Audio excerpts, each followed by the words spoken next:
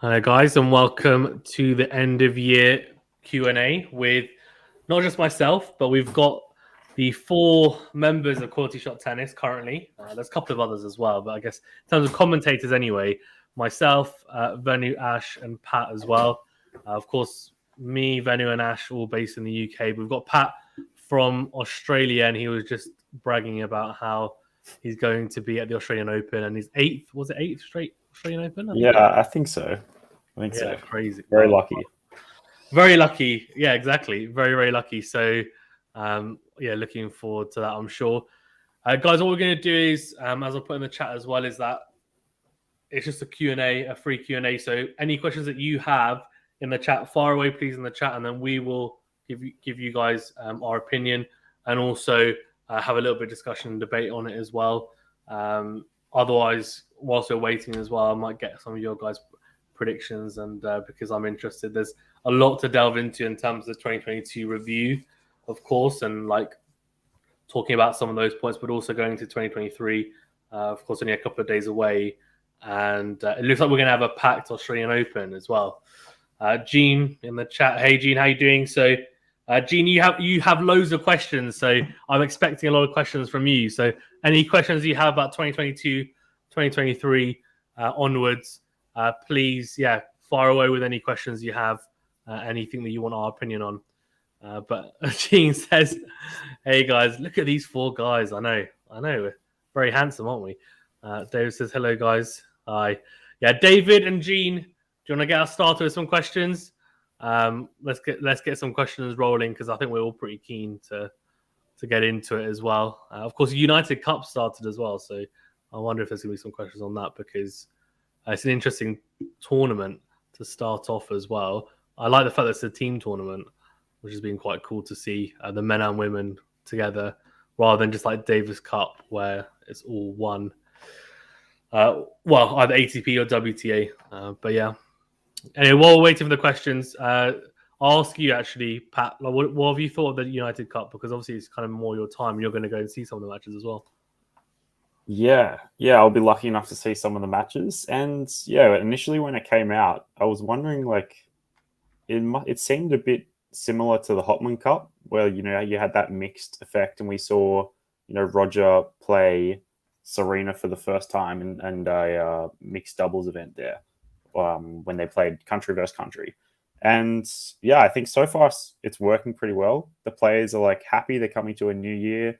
It's a good team spirit. Like I really like that it's a team event to kick off. It seems like morale is high. The weather's nice. It's not too hot in Australia. And I think so far it's a good tournament. I like the mixed. I like the country event. Yeah, Davis is here. Thoughts on all these withdrawals from United Cup? First question, and maybe not being as respected as much. To be fair, it is December and people might not be fully fit. I mean, it's a difficult one. There are some points available, aren't there? It's not a huge amount from what I've seen, the breakdown, but I guess a lot of people will be thinking about the Australian Open coming up and thinking, well, if they've got a slight niggle, like I know Kyrgios had a slight niggle, so he's pulled out. We were discussing it before we started. So I wonder whether he's just thinking, well, I obviously want to be serious about winning slams. I'm not going to risk it. But maybe he could play doubles. I don't know. Like it seems like a good tournament, as you're saying, Pat. Ash, what's your view on that? Sorry, I've got a couple of tech issues, but I don't know. I think with tennis being such an individual sport for the majority of the year, I think it's pretty hard for players sometimes to kind of look beyond that, and a lot of them already thinking about getting a good start in 2023. And I think it's just it's difficult, I think, for players to not put themselves first in a way. And although I think these events are great from the sense that they're bringing players, men and women together, a chance to represent their country, I think it's just a case where a lot of players at a stage when fitness is so important going into the new season, I think a lot of players just having to put themselves first. Yeah, agreed. Pat, do you have anything to add? Because I know you've talked about it a little bit already. Yeah, I mean, it's disappointing to see just like any tournament, you have a commitment and then people pull out. Like, I'm not sure if you heard of Leighton Hewitt's press conference regarding Kyrgios's withdrawal, and he said it was a shock to the team. And I think, given I know there's some beef between Kyrgios and Australia, like team, like the federation, like Davis Cup especially. So I think there's a bit of politics behind the scenes, but that's not like the vast majority of players. Like I know Isla Tomljanovic pulled out from her match with a knee injury. So I think it is just, preparing for the Australian Open, as Ash said. But yeah, it's not uncommon, I think, in these sort of situations. Yeah, agreed. And I think I don't know, I was about to say rumor, but I don't know if it's been confirmed. That's why he pulled out like 30 minutes before like the presser or something, and so he told them like 30 minutes beforehand, which is pretty.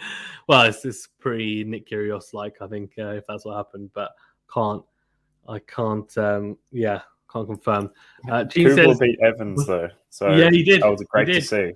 He did. Great to see. Exactly, yeah. But yeah. So Gene says, what are some of your guys' favorite tennis moments of the year? Wow. We'll wait for I think Venu's going to come back in a second, so we'll wait for him before we round up the rest of them. But Ash, what's some of your favorite tennis moments of the year? Because you've done, well, both of you guys have done some commentary as well, but I'm sure you watched a lot of tennis as well. What's been your favorite moments of 2022? I mean, I guess it's a bit of a swerving the question in a way, but the Alcaraz Sinner match at the US Open, I guess it is one specific moment, because that shot that Alcaraz played behind his back to stay in the rally, and then chased it down, and I think he hit a pass at that backhand passing winner. For me, that's just stuck in my head all year. I wasn't commentating over that match, but I remember just watching it, like dying, to be honest, because that was just unbelievable. Is that's when you realize the level of skill of some of these players, and not only that, but then just to chase the ball down, put it away, and just characterize what was an insane match. So for me, that's the moment that's stuck with me throughout this year. Yeah. Pat, what about you? Yeah, I think if we want to go emotional, I think you can see Federer, Serena retiring. That was sort of just like, I mean, for me, they were like the people I started watching as a kid, and that was like my favorite, the best players in the world are retiring, and sort of the new generation. That was like a reflective moment for me. But in terms of like quality of tennis, I mean, we started off strong with like Nadal Medvedev. I was watching that match, and there was like, in my mind, there was a 0.1% Rafa was coming back. And that was the best comeback I've ever seen. I think it was, what was it? Yeah. When he was 2 sets and a breakdown, I think the win predictor said he had 4% chance of winning. I think it was emphasis. So, they had the win predictor, which is really cool at the Australian Open. But in that moment, they looked a bit silly, because I think there's like a screenshot. It was 96% for Medvedev and then 4% for Rafa, and he just like came back. It's crazy. Yeah, I think that's going to take the cake for me. Yeah, and that was an incredible moment. Venu, if you can hear us, what was some of your favorite moments of the year? I think for me, it was the two games, Nadal, Medvedev at the start of the year, and then it was Alcaraz and Sinner. They were really good matches, and I think what sticks in my mind is Kyrgios's antics in Wimbledon this year. Against Tsitsipas, yeah. Yeah, Tsitsipas launching a ball into the crowd. That was hilarious. And I think personally for me, seeing Nadal live at Wimbledon, that was a highlight. All right, I need to show off, and you're making me jealous. So yeah, I was really pleased about that. But he loves talking about that, because he knows Nadal's my favorite player. I was actually going to go to Turin I'm pretty sure I've said this millions of times, but you guys are going to hear it anyway. So I was going to Turin with my sister to see Nadal versus Ruud. It just happened that I was going to see Nadal versus Ruud because obviously you don't know who's playing. But I basically caught COVID a few days before. And so my sister went with one of her friends, but I missed it. And I was just like, I was just in bed. And it was crazy. So, but yeah, absolutely crazy. Yeah, it was. I just couldn't believe it. For sure. I'm sure next year you have a chance. Yeah. Next year, next year hopefully I'll get to see him because he's not got very long left. So, he says that he's not retiring anytime soon, but everyone seems to think he's going to retire pretty soon. So we'll see. But yeah, my favorite moments. Venue makes a really good point. The Alcaraz Sinner match. I think you're referencing even the one at the US Open. Correct. I'm assuming the 5-setter. Yeah, that was incredible. Correct. And I think because he just lost at Wimbledon to Sinner, and then he lost on the clay just after as well in that very small clay court swing. So it looked like Sinner might have his number, and then he turned it around really nicely at the US Open and showed some great improvements. Then went on to win that tournament, and then the Nadal Medvedev match. I mean, it was me and you actually did that final, and it was incredible. I think we were watching it and couldn't believe it. We did the watch along, and one of my favorite watch alongs probably on the channel ever. To be honest, I thought it was incredible. In terms of other moments as well, the Tsitsipas, Kyrgios won, and it's so funny you're saying about Tsitsipas Kyrgios venue, and actually that's going to be, I'm pretty sure they're going to be followed. So Kyrgios is going to be the first episode of that Netflix documentary. So that's going to come up in the first episode. That's going to be really, really funny. I know Kyrgios has been saying that he's going to be first up on there. So that's going to be really intriguing. But one of my favorite moments as well is the fact that, talking of Kyrgios, I know we're talking a lot about certain players, but I guess that just comes with favorite moments, is the fact that he's actually, not a specific moment, but the fact that he's actually taking his tennis really seriously now. Like he's actually, it's not like he wasn't taking it seriously before, but he's now being professional about it, I think is probably the best way of saying it. He's now training consistently. He's not like, before there's all those famous clips of him saying, I saw you in the pub last night and stuff at Wimbledon, and he would be out late, sleeping late, not really looking after himself, conditioning wise, etc. Now he is, and we saw the difference this year where he made the final at Wimbledon, and then of course even at the US Open, he was the favourite to make the final, if not win it. Lost to an inspired Khachanov, but look, he's playing some really, really good tennis. So yeah, incredible. In terms of I think everyone said their favourite moments, right? I haven't missed anyone, have I? No, I haven't. Jermaine says, well, this is a good one. Do you think Zverev will return to the top 10? So, of course, Zverev has just come back from injury. And actually, just as a little plug, Zverev will be playing against Lehecka, at the United Cup. And Pat will be doing the watch-along after this. So just a little plug there. So I guess we'll see how good he is. Pat can tell you in more detail how well he's playing. But of course, he had a little win against Djokovic in the exhibition tournament recently, but can't really read too much into that. Last match before that was against Nadal, when, of course, he ruptured his ankle, which I have a bit of experience in. And it's not nice, but he's out for half a season, a lot longer than me, actually, to be honest with you. You'd think it's a lot worse, to be honest. And but he was playing some good tennis up until then. So we can go around, I guess, and see if he'll return to the top 10. Spoiler alert, if you haven't watched my ATP top 10 prediction video, he is in my top 10, so that's mine. But we'll go around. Venny, do you want to go first? Do you think he'll make his way back into the top 10? I think he's currently 12 at the moment. Yes.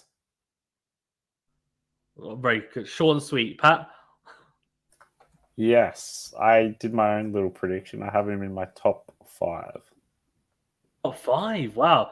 What is your top 5, if you don't mind me asking? So maybe now I'm a bit embarrassed to say I actually have Zverev at number 1. I think Why are you embarrassed? Well, I know it's an outrageous prediction. I don't think it is pretty outrageous. But to be fair, if he's fully fit, I think a lot of it depends on his fitness, right? I'd assume. Yeah, I thought about it, and I think, in previous, we know in February he had this.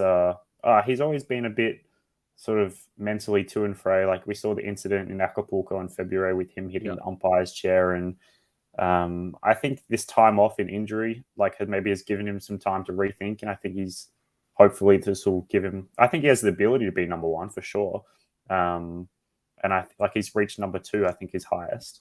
So I think this should. I don't know. I think it'll give him some. It's given him some time off to reflect and hopefully come back stronger. Yeah, I agree.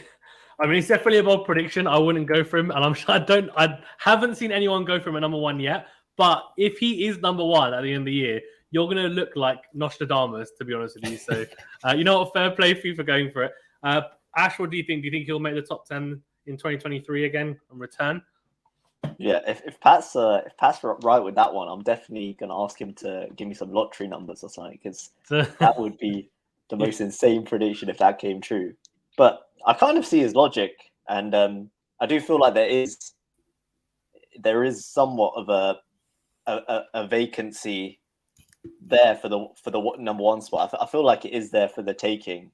Yeah, I mean, obviously Djokovic, we know what he's capable of, but I feel like a lot of players could stake a claim to the number 1 spot this year. I think he will get back into the top 10. I think he had a pretty decent performance against Team the other day. I don't think he did too well against Medvedev, but I think there's enough in his game to suggest that he could definitely get back into the top 10. I personally, wasn't really thinking about going, much further than that, but I think we've seen his qualities over a number of years, and I think there's enough there to suggest he'll be safely in the top 10 by the end of the year. Yeah, agreed.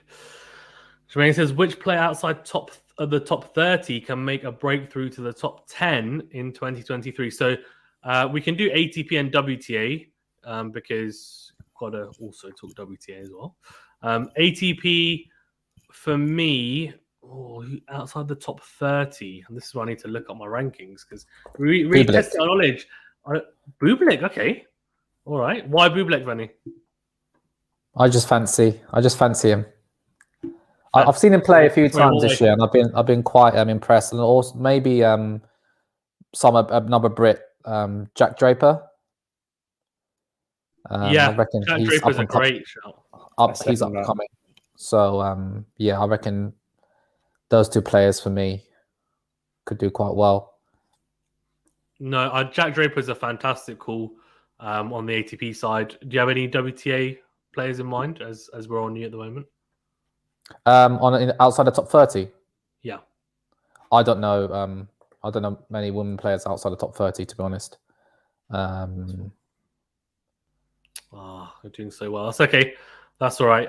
In terms of, for me, then I'll go WTA first. We've got Pliskova is 31 at the moment, so breakthrough year for no. I'm only joking, not for her.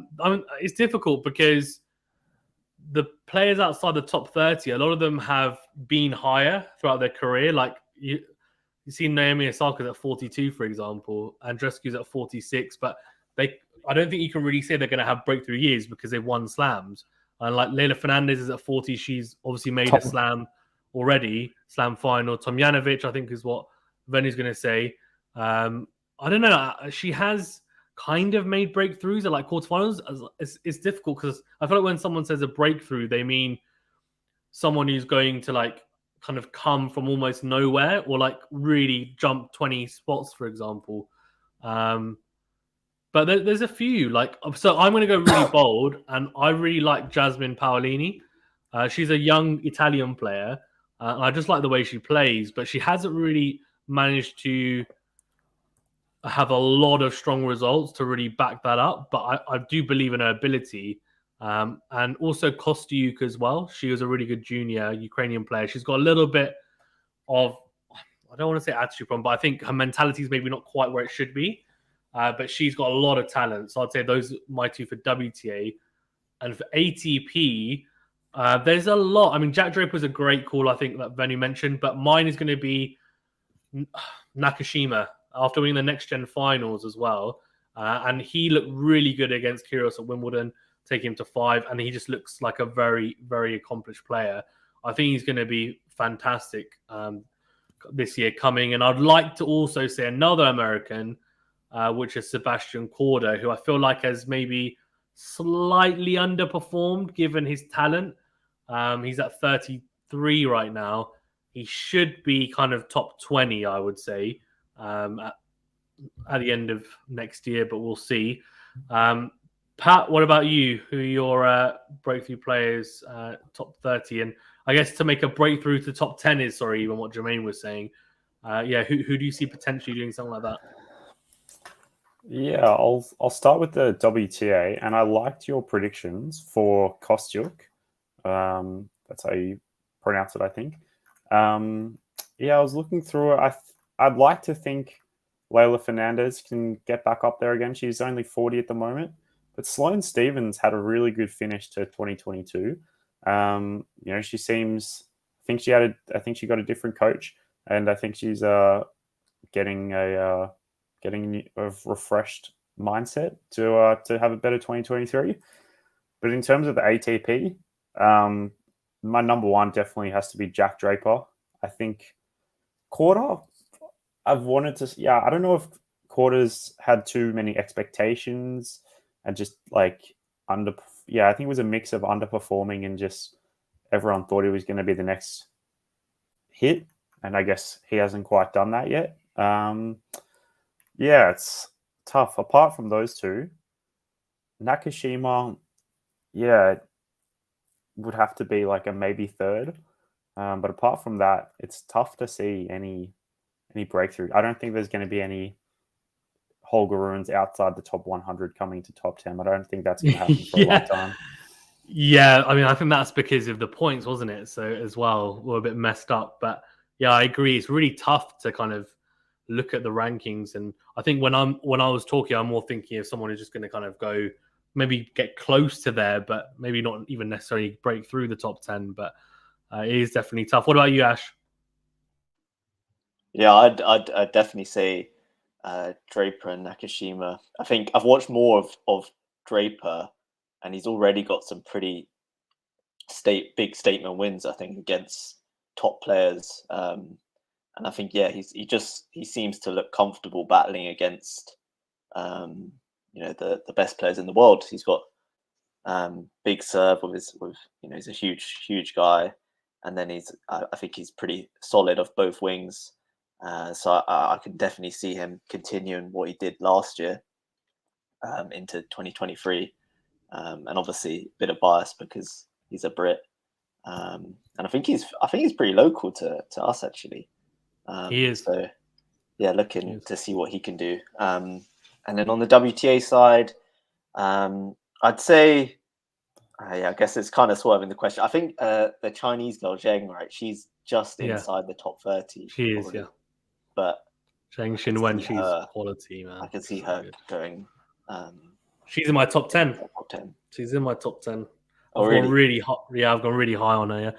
That proves you didn't watch the video. No, just joking. He exposed exactly. How could he? She's in my top 10. You're gone, Benny. How about Emma Raducanu? Grand Slam winner? No? I think what's happened to her?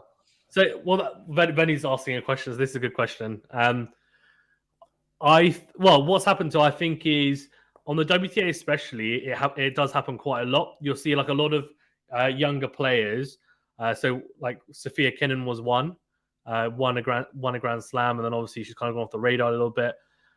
I think she won it so early, and also you have to remember it was not even her first full season. She played like half a season that year, last year, and then she won it. It's a lot to take in, a lot of pressure, a lot of change in one go. I don't want to say it was a fluke because it obviously, she won a Grand Slam. Like it's not fluky, but I think there was a bit of the stars aligning a little bit in terms of like the conditions suited her the balls, and then also she didn't face anyone in the top 10. I think at the time because Sakkari was in the top 10 at the time, and she beat in the semi-finals. Now we know he's a good player, but it wasn't a it's obviously not just fortune. She made her own luck as well. She didn't lose a single set, but she didn't really face much adversity because she didn't lose a set. She didn't face, the kind of creme de la creme, if you will, because Fernandez ended up playing Sabalenka. Fernandez played Svitolina, for example, at the time. So, which were the tougher opponents. But I think she's going to take time. I think she will get to that level again. She will be top 10 again. But I think it'll take a couple of years. I think in a way it was great because she won a Grand Slam so young and it's amazing. And some people never win a Grand Slam in their career. Great, like massive tick, incredible achievement. But also on the flip side, I feel like it was also counterproductive in the sense that it's probably hampered her progression a little bit because she then got catapulted into the top 10 because she had no points to defend. She just kept on gaining points at the start of the first half of the year. But she was probably playing in tournaments that she wasn't quite ready for, and that's why she kept on getting injured because she'd never played that amount of tennis in a short span of time. And so her body just kind of gave up, which is why she's continually got injured. So she will get used to it. She'll be getting older. She'll mature. She'll like sturdy up. She'll get sturdier even. And I think, 2023 we're talking about? Maybe 2024, 2025. I think she will then kind of find her groove again as long as she stays injury free. That's my opinion anyway. But Pat, what about you? What's your opinion on it? Yeah, I know. Yeah, I agree with what you said in her run, and she picked up a lot of points, and then all of a sudden was left to defend some points, and I guess that's resulted in her like in the 70s now. Yeah, it's a great point you bring up about she didn't face someone in the top 10. I'm sure that added to her a bit, but credit to her. She's got a Grand Slam, as you said. Not many people can do that. I think she has potential to, and she's what? How old is she now? 21 or something like that? Or 20? Yeah, only 20. Yeah. Yeah. So, I mean, I'm sure she'll get back near the top 10 again in the next few years. I think she has the ability. So, yeah. Ash? Yeah, I think it's just going to take some time for her. And I think, as you said, she was just catapulted onto another level. And as well, I know she's received a lot of criticism for all her brand deals and sponsorships and things like that. But at the end of the day, she's not waking up every morning now and just kind of thinking about tennis. She's got to manage, the fact that she's a superstar in a way.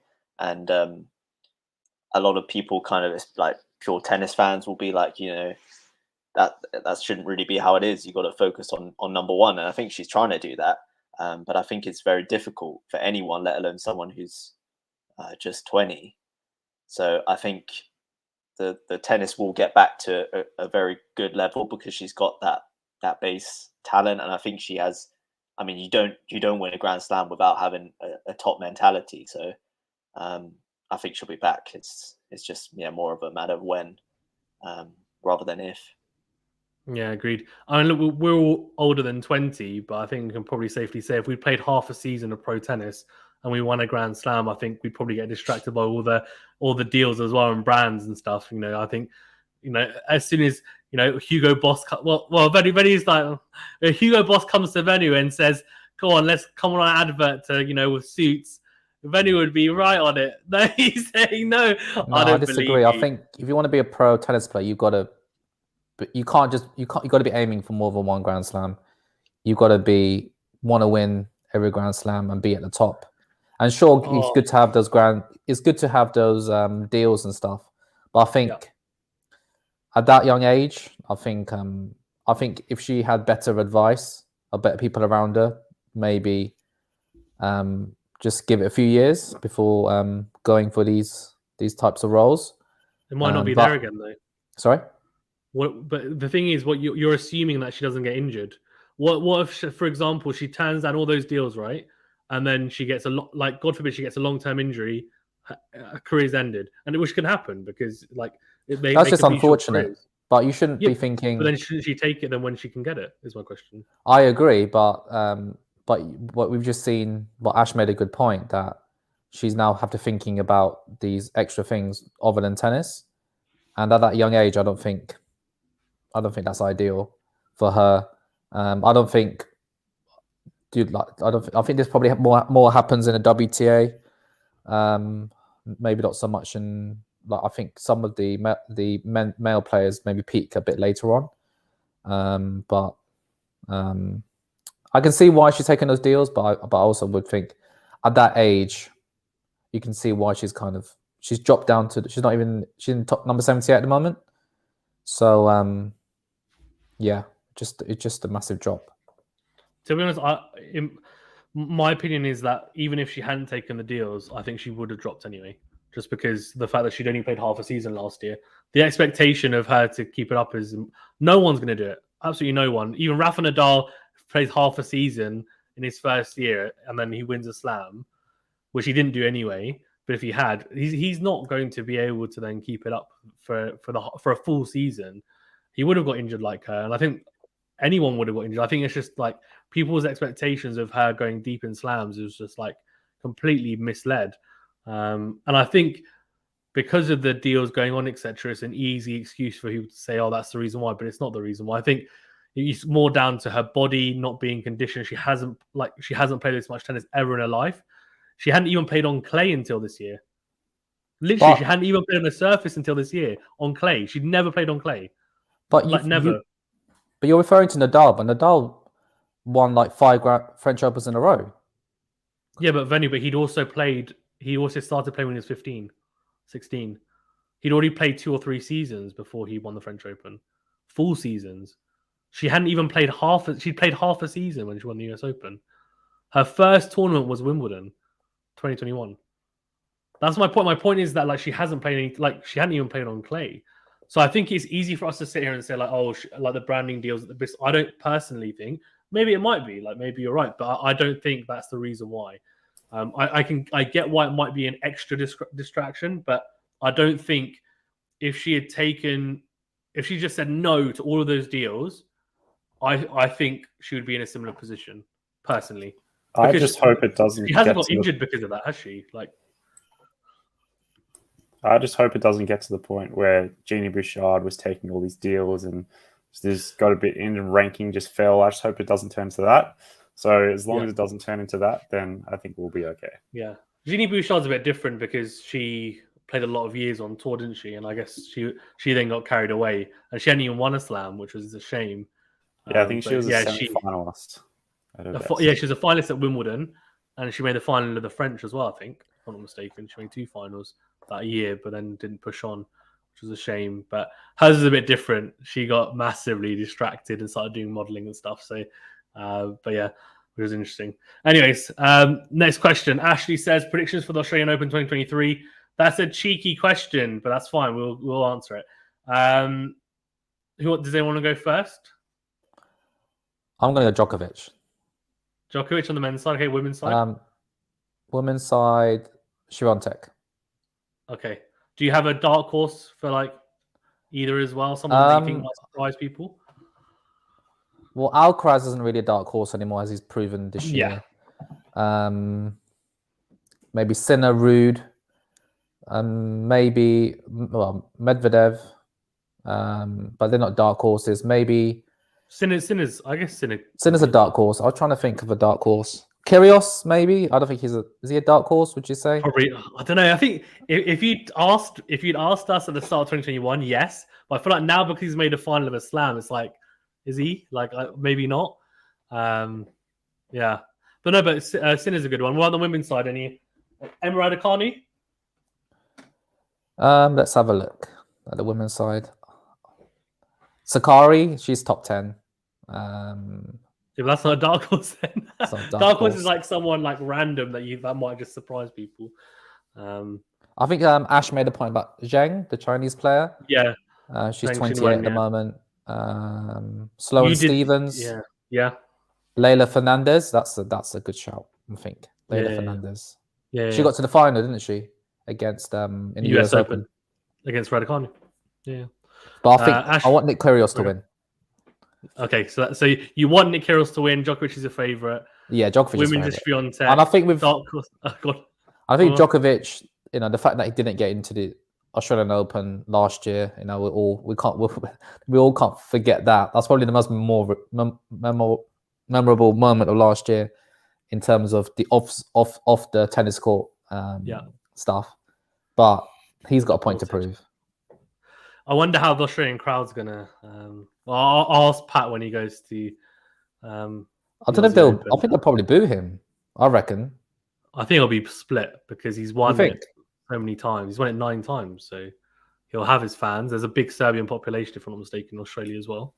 So I think it'll be split. But then there'll be people that are like, he's supposed to be banned for 3 years. Why is he here? I think it'll just be a mix. But we'll see. Ash, what about you? I'm back in Novak as well.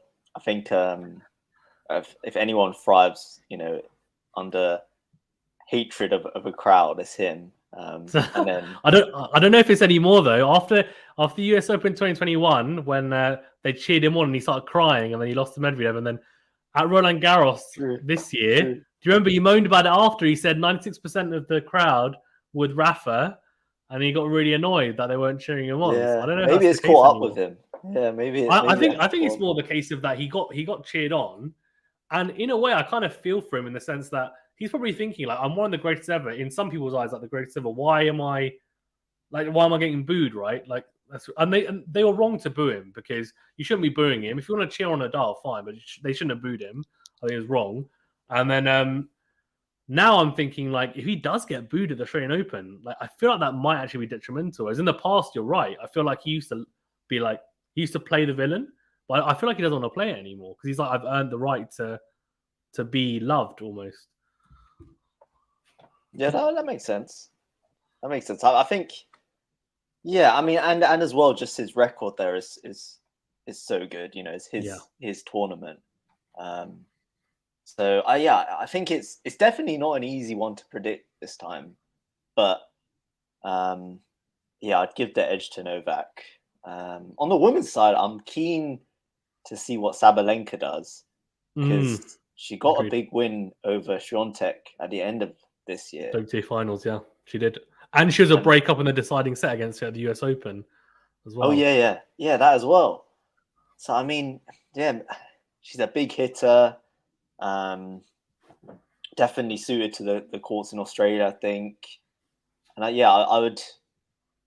I'd probably back her. Yeah, I mean, it's Świątek obviously had an unbelievable season this year, but yeah, part of me just feels like building from that statement win, Sabalenka could do some damage next year. Pat, who are you going for?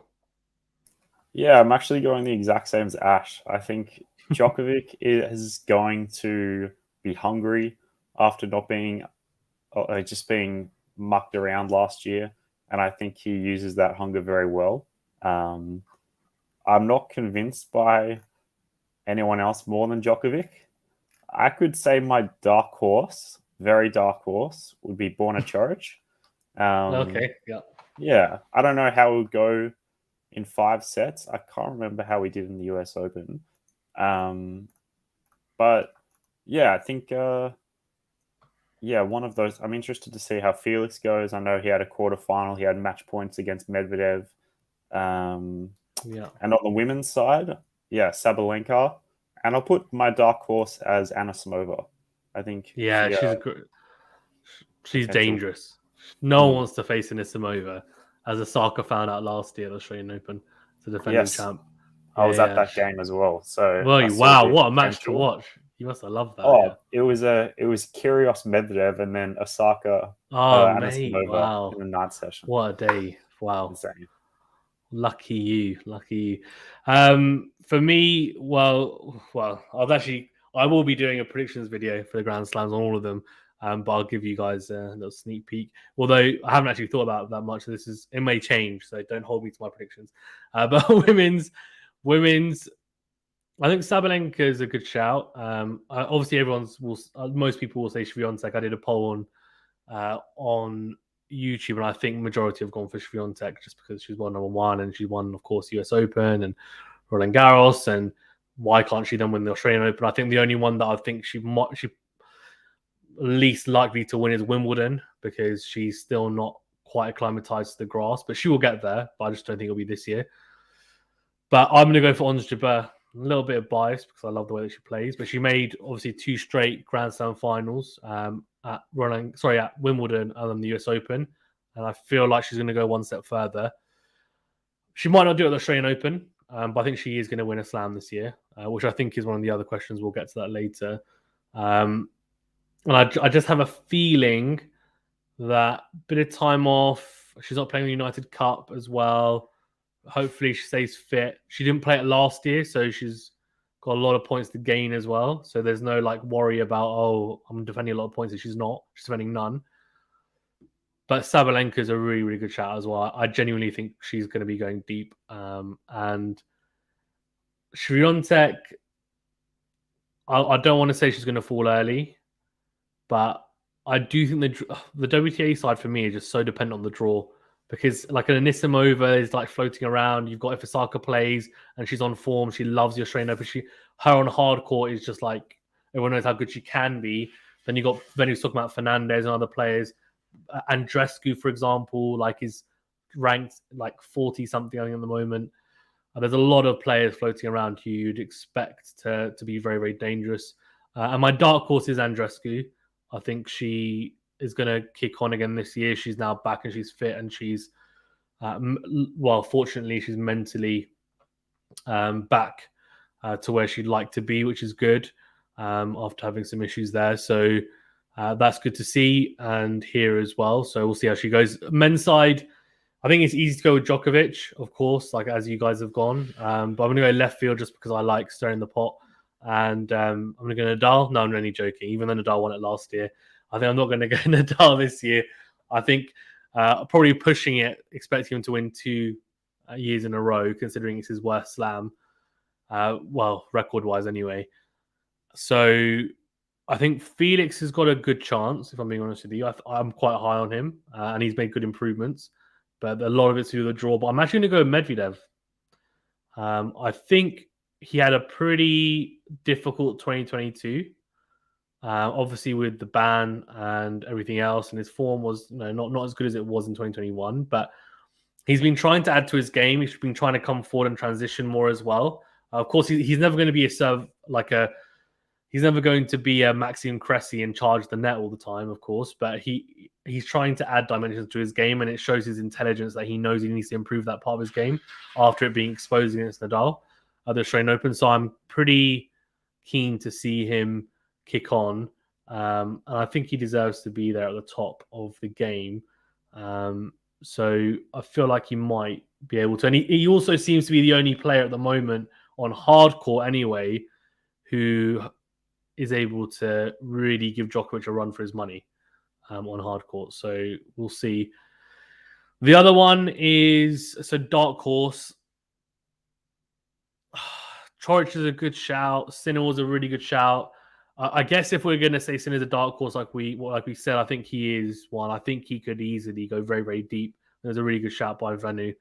I think he's actually not in my top 10, but I wouldn't be surprised if he makes it in the top 10 because he is going to be very, very close. And he had some very good wins. I think for me, the only issue is his fitness. He always tends to get like little niggles or like blisters was like a really prevalent thing last year. So if you can just sort out the shoes and socks, that would be good. And then he'll probably make the top 10, so it's fine. But yeah, cool. Okay, next question. Gene says, do you think Steph plagiarizing tweets are making people turn against him, and why? Why do you not think? Venu probably doesn't know about this, but basically he's been tweeting a little bit and using quotes from like, I don't know, philosophers and other people and kind of passing them off as his own. Well, I don't think he's really passing them off. He's just not giving them credit. But I mean, no, I guess it's just how he is on Twitter. He's very like philosophical and like he's just one of those. He's not weird. He's just Steph. Like that's just the way he is. So I don't really hold it against him. By all the nods, I'm assuming you guys think the same. So I'm assuming I don't need to go around for this one. A couple of ones here. Yeah, Gene said it's a troll question. I treated it as one. Ashley says Keegs and Steph out there with no shame at Wimby. Exactly. And Jermaine saying, I like that Kyrgios and Steph played doubles together recently. It just shows, right, how fickle things can be. I mean, one minute they're hitting balls at each other, trying to take each other's heads off, and next they're playing doubles, which is crazy. I'm surprised David, Kyrgios didn't withdraw out of that one, to be honest. yeah, I know. I agree. Okay, we'll allow one non-tennis question. David says, favorite football team could be Australian football team in that case of Pat. So, I mean, actually, I can probably answer myself and Ash support Chelsea, Veni Crystal Palace. Pat, do you have a football team that you support? I like City. Okay, Man City. Of course, yes. You like Man. Yeah, Glory Hunter. This is a typical non-British response. Mine's after World Cup is Morocco. Oh yes, yeah. National team, yeah. Morocco, yeah, it's a very good shout. In my defense, I follow De Bruyne. So wherever he goes. Follow De Bruyne, okay. How long have you been following De Bruyne is the question? Over 5 years. Has he been at City for 5 years? I don't remember. Maybe he has been. That's fine. Like, everyone's entitled to whatever team. It's just in the UK, there's a massive, obviously, football culture. So everyone gets slated when they pick the top teams. It's just a classic. Oh, here we go. What's this?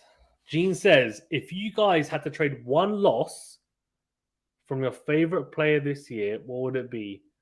Trade, does he mean, or trade normally means for something else though, so does he mean as in you could just take that loss away, I'm assuming is what you're trying to say? Yeah, maybe flip it to a win. Yeah, okay, so I would go, well, it'd be Nadal's loss to TFI, I guess, because he didn't lose in the semi-finals against Kyrgios. He retired before playing it. So mine would be that. Veni, what about you? I think it would have been nice for Zverev not to get injured against Nadal. I think that match could have been, an absolute classic. If unfortunately, I think he was up against Nadal, but unfortunately, that would have meant Nadal losing that match, Fazan, much to your disappointment. Another one I would say is, let's have a look. Bear with me. I'm just going through here. So no, Federer didn't even play a Grand Slam this year. So no.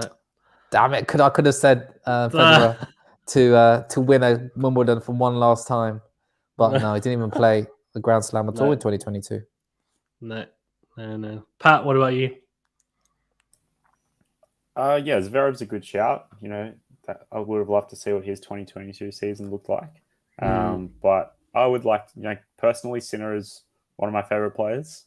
So seeing that flip the loss against Alcaraz at the US Open, I think Sinner deserved as much to win that match. Pretty close. Very nice. Ash? Mine's probably the Nadal Fritz match final at Indian Wells. Just because I know Rafa was injured, and I really enjoyed that tournament specifically. I think there were some really good matches, and the conditions were crazy there. And I got really hooked on that tournament like I'd never really had before. And I really had high hopes for the final to be a really good match, because both men were playing really well up till then. And I kind of just wish we could have a redo on that. No, nice ones. Nice. Sam saying hello, Pat, Ash, and Fazan. Hi, Sam.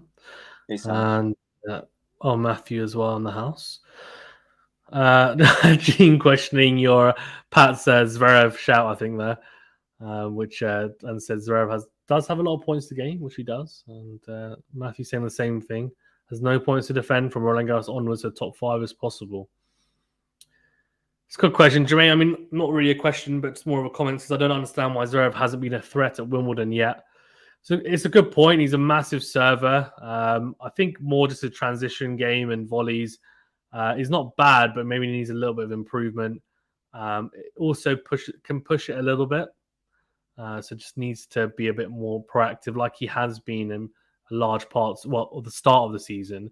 But he should be a threat. And also the biggest thing that people always forget is that it's not necessarily just to do with game. The biggest thing is about movement on the surface at that top level. And a lot of the players wouldn't have played much on grass, so because the season is so short. So people like a Djokovic and Nadal, who played a lot of tennis on grass in the past, have a lot of experience and then an advantage on the surface because they've been able to play there a lot longer. Whereas someone like a Zverev moving on grass is completely different to clay. I mean, it's complete opposite. And you'd almost think, why do they have grass straight after clay? Because it sounds crazy, but especially because of the small transition. But that's just the way it kind of works. Yeah, about the top 10. I was very finishing at 6 or something, says Gene. And David says Alicia Park's top 10, which is a massive shout. I think that must be a... oh my God, it's not even. Yes, Benny, yeah. About outsiders, but it's not really outsider. But how about Dominic Thiem coming back, potentially doing really well this year? So that's I'd like to see Thiem do well because he's got amazing backhand. Yeah. So yeah, I think he's someone we could be talking about this time next year.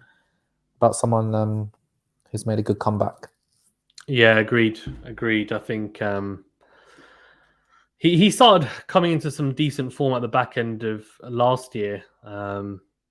If he stays fully fit, I mean, he'll be there or thereabouts. It'd be great to see him back in top form because I would love for him to start challenging again. If you add him into the mix, it just makes it even better, I think. I feel like you need him as well because whilst Nadal and Djokovic, they're there and they're probably going to be there for a couple more years, they're not going to last forever. So these guys need to all step up. And I feel like the younger lot are doing it, but now the Medvedevs, the Tsitsipas's, they all need to also stick with them as well and not fade away. Gene says Bublik never happening. Well, but he's entitled to his opinion. Who knows? Like Bublik's got a big game. It's just about the consistency, I think. Muguruza has dropped. She was top 10 at the end of 2021. In fact, I'm pretty sure she was in the top 5, I want to say. She's dropped down to, I want to say 48, something like that. Because she had so many points to defend at the back end of the year and she just kept on losing. Absolutely ridiculous. I mean, she's 55 at the moment. 55, there you go. Even worse. Outside the top 50. Crazy. She better pray for a wild card. I don't know if she's got one for the Australian Open, otherwise she's going to be playing qualies, which is crazy. She's a Grand Slam champion.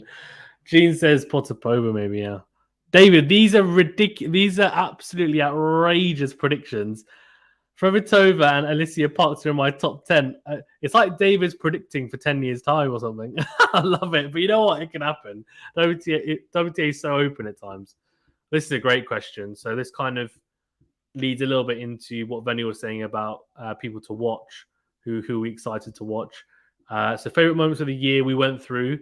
So I think everyone was talking about Medvedev versus Nadal, Sinner versus Alcaraz was another. Tsitsipas, Kyrgios kind of drama at Wimbledon were a couple of the things that people were talking about. But yeah, what players are people most excited to watch, I guess, for 2023? So, Venny, you mentioned Thiem, but is anyone else that you have in mind that you're excited to watch in 2023? As a Brit, Jack Draper, as I mentioned earlier, and Alcaraz, just seeing how he backs up his US Open win. I'm really excited to see him play. And obviously seeing Djokovic just trying to maintain the level that he plays at. All those players I'm looking forward to watch this year. Ash? For me, probably, actually, and I just read it in a comment from Matthew, Holger Rune.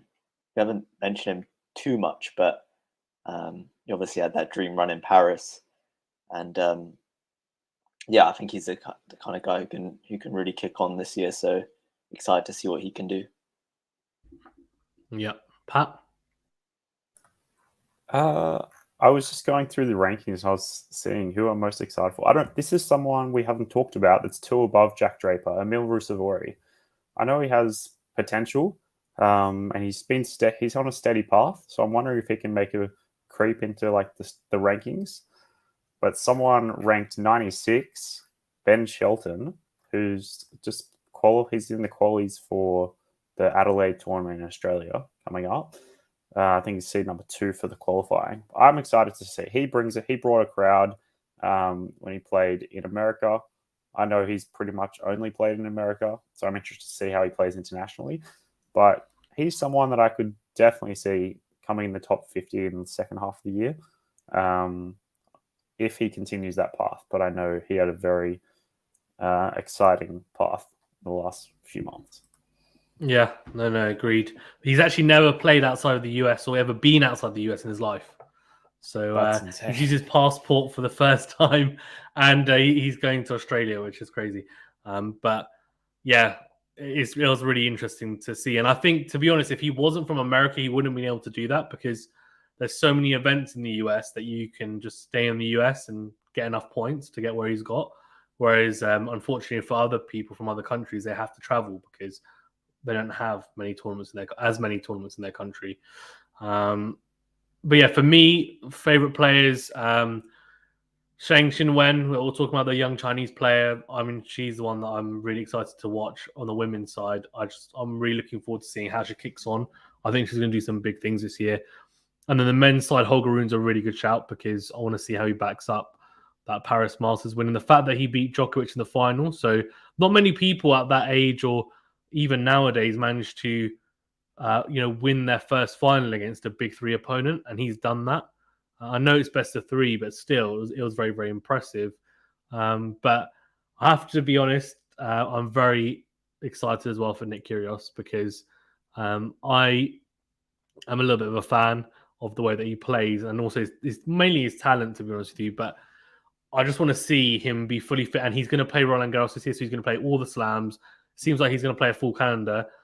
Someone actually said when I put out a poll for who's going to win what slam, and they actually commented Kyrgios for Roland Garros, which kind of cracked me up. And so I laughed, as you would, but the person was being serious. So, you know what, if he does, then fair enough. But all I can see is him getting angry and calling the red dirt, pile of crap, basically, and saying it's super slow and why have they not made it super fast like it should be, which Clay has never been. But anyway. Right, let's see about these others.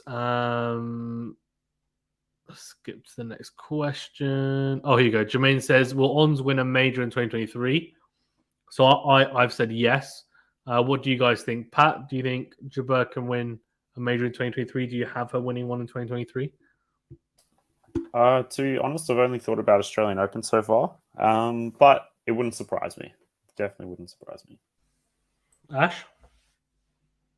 For her sake, I hope so, because 2 finals in a row, losing out, that must be tough. So, yeah, I think she'll do it. I think she's got, a fairly good chance at most of the majors. Not many players can necessarily say that they could win any of them, and I think she probably can. So. I'll say yes. Ready? Well, I think so. Yeah, I think I was quite disappointed that she couldn't convert, a final into victory. Hopefully she doesn't do that again. Hopefully she doesn't do an Andy Murray and wait like how many finals to finally win one. And maybe she'll start crying like Andy Murray did. We'll see. But you don't like Andy Murray, but that's what's coming across. No, I don't like him, but no, we grew up with him and just like final after final. What was it? His 5th final he won or something like that? Yeah. I mean, to be fair, he was facing Federer most of them. He was like the best player at the time. But yeah, hopefully she can convert. Fair enough. I feel there's some scar tissue there for Venny watching Murray lose finals. But yeah, man, he says outside of Rafa and Novak, which players on the ATP and WTA tour that are over 30 years old will do something special in 2023? Probably none of them, honestly, if I'm being honest with you. But if I had to pick some, over 30. Cilic. The thing is, Cilic is a good shout. That venue's saying as well. He had a pretty good 2021, like a rejuvenated one. So if he can kick on, that would be good. But I would say Dimitrov. Is Dimitrov even? He's over 30. No, Isn't he's our age. he? He's been around ages. Well, actually, no, I think he's older he's now. not. So He's you're right. 31. He's 31. Yeah, just makes the over 30 cut. So yeah, I would go Dimitrov. I was gonna say he looks older, but only just. And then who else on the women's side? Oh, I don't know. The women's side is just so random sometimes. Kvitova. I think Kvitova had a good end to the season, so I'd go her. Pat, what about you? Yeah, I was looking through. I had to fact check, but PCB seems good. I think he's like 31 as well. He'd be next to Dimitrov for me. And Kaya Kanepi is still ranked 32 and she's 37 years old. So we can see her kick on. Oh, love it. Yeah. She's a giant killer, she is at slams. You just don't want to draw her. She beat so many players in early rounds last year. Ash, what about you? Speaking of Andy Murray, that's my pick. I completely forgot about him as well. Because he's actually, I feel like he's actually creeping up the rankings now. He is. What Yeah, is he went now? up. He's 40 something, I think. He went 49. from like he went from like 100, I think 120 maybe to 49 in a year. And also he had a lot of close losses as well, to be honest. And his draws in slams were horrific. I think he drew Tsitsipas in one of the slams in the first round and lost in 5. And there's a couple of other ridiculous ones as well, but in terms of draws. So if he gets some favorable draws, like plays like a qualifier or something, which can happen in a slam, then we'll see. But that's a good one. Any women, Ash? I'll probably go. I've always wanted to see a bit more from Pliskova. I know she made the Wimbledon final relatively. I think she was facing Ash Barty in her prime, to be fair, but I've always wanted to see a bit more from her. So super inconsistent, isn't she? Exactly. So not necessarily got a good reason for it, but she's my pick for that one. But yeah, as you said, just consistency has never been there really. She's ranked 31 now, and she was last year at some point number 2, I think. Venny, what about you? So I said Cilic earlier. I was going to say what teams Pat said over about PCB. He's a good shout, and also Diego Schwartzman. Yeah, good shout. The Argentinian little fella. I think he can do it.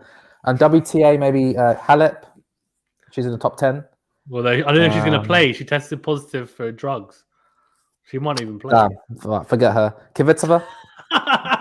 Benny just discarded it straight away. Yeah, Kvitova, yeah, fine. Well, from the information he gave me, I was like, okay, fine, that's not a good bet. So yeah, it's not probably. It's like, no, let's not go there. Yeah, Kvitova in the top. Who else? That's it, really. I think that's Azarenka. Azarenka, maybe Indian Summers. Venus Williams, come on, win the Australian Open. She's got a wild card. she's going to play forever. Isn't she over 40 now? Let's love it. She has to be over 40. But I was just going to add on. I have seen Kvitova been playing in the United Cup, and she seems still she's still got it. She still does, pretty good form. So I'm excited to see what even AO brings for her. It's going on. I wish I could. No, sorry, you keep going.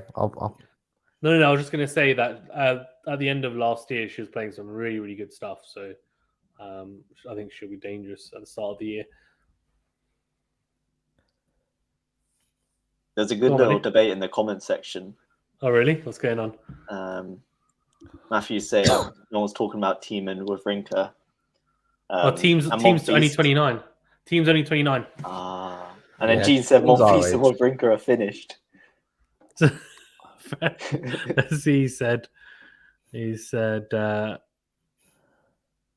Monfils, I'm not sure. He just had a baby and he doesn't seem like he's... Well, he hasn't had a baby. Well, he has. he didn't physically have the baby, but he has had a baby, yes. But it's not about that. It's more the fact that he, like, I saw he's recently started his own YouTube channel and stuff, and he's towards the back end of his career. I think last year he was looking to push on, and he was like, "Oh, I'll try and win a slam," and he made a couple of good runs, but then he fell short, and I don't know. I feel like he's the type of player that I get really excited about, and then he just lets me down. But he's a really exciting player to watch. Wawrinka's a good shout, though. He had some really good wins at the end of last year, and he's starting to find some good form again. And Gene saying, yeah, Monfils and Wawrinka are finished. Gene just completely shutting that down completely. Monfils is missing the Australian Open as well. See? And he's fully fit. Gasquet? No, Gasquet's... He's 26. Oh my days. Gasquet is, I mean, you'd love to watch him, of course. The one-hander. He's probably he's top 10 one-hander of all time, probably. I would say it's that good. But his forehand is, he's a lot to be desired, I think, to be honest. Which is why he's not an elite player. But he's definitely easy on the eyes. Have you seen how quickly he can wrap a grip as well around his racket? Yeah, it's incredible. Other than his backhand, that's the best attribute I've seen. Yeah. Right, so Gene says, question, if you had to choose 3 players who had bad seasons in 2022, who will they be and why? Huh? I think he means if you had to choose 3 players who had bad seasons in 2023, maybe? Oh, no, he said to have better seasons in 2022. In 2020, okay. There's a lot of corrections here, Gene. So, right, I'm gonna correct this. He says, if you had to choose 3 players to have better seasons in 2023 than 2022, who would they be and why? I can go first. Muguruza. On the men's side, Andy Murray. And then I've got one more. Who was disappointing?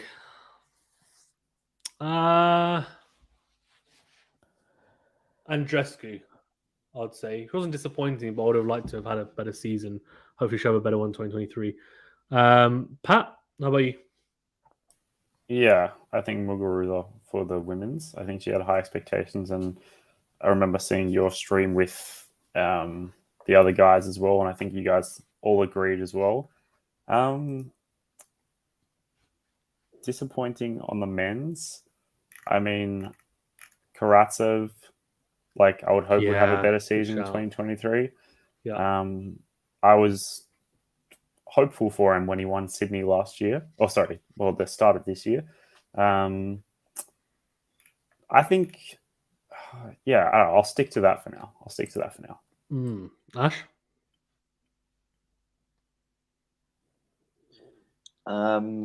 I'd probably say, I'd say Emma on the women's side. I'd just like her to have a positive year in terms of on the tour and kind of just some sense of. I don't think she's necessarily had a chance to build, and kind of just get on an upward trail. So I'd like to see that. And on the men's side, I think Karatsev's a great shout.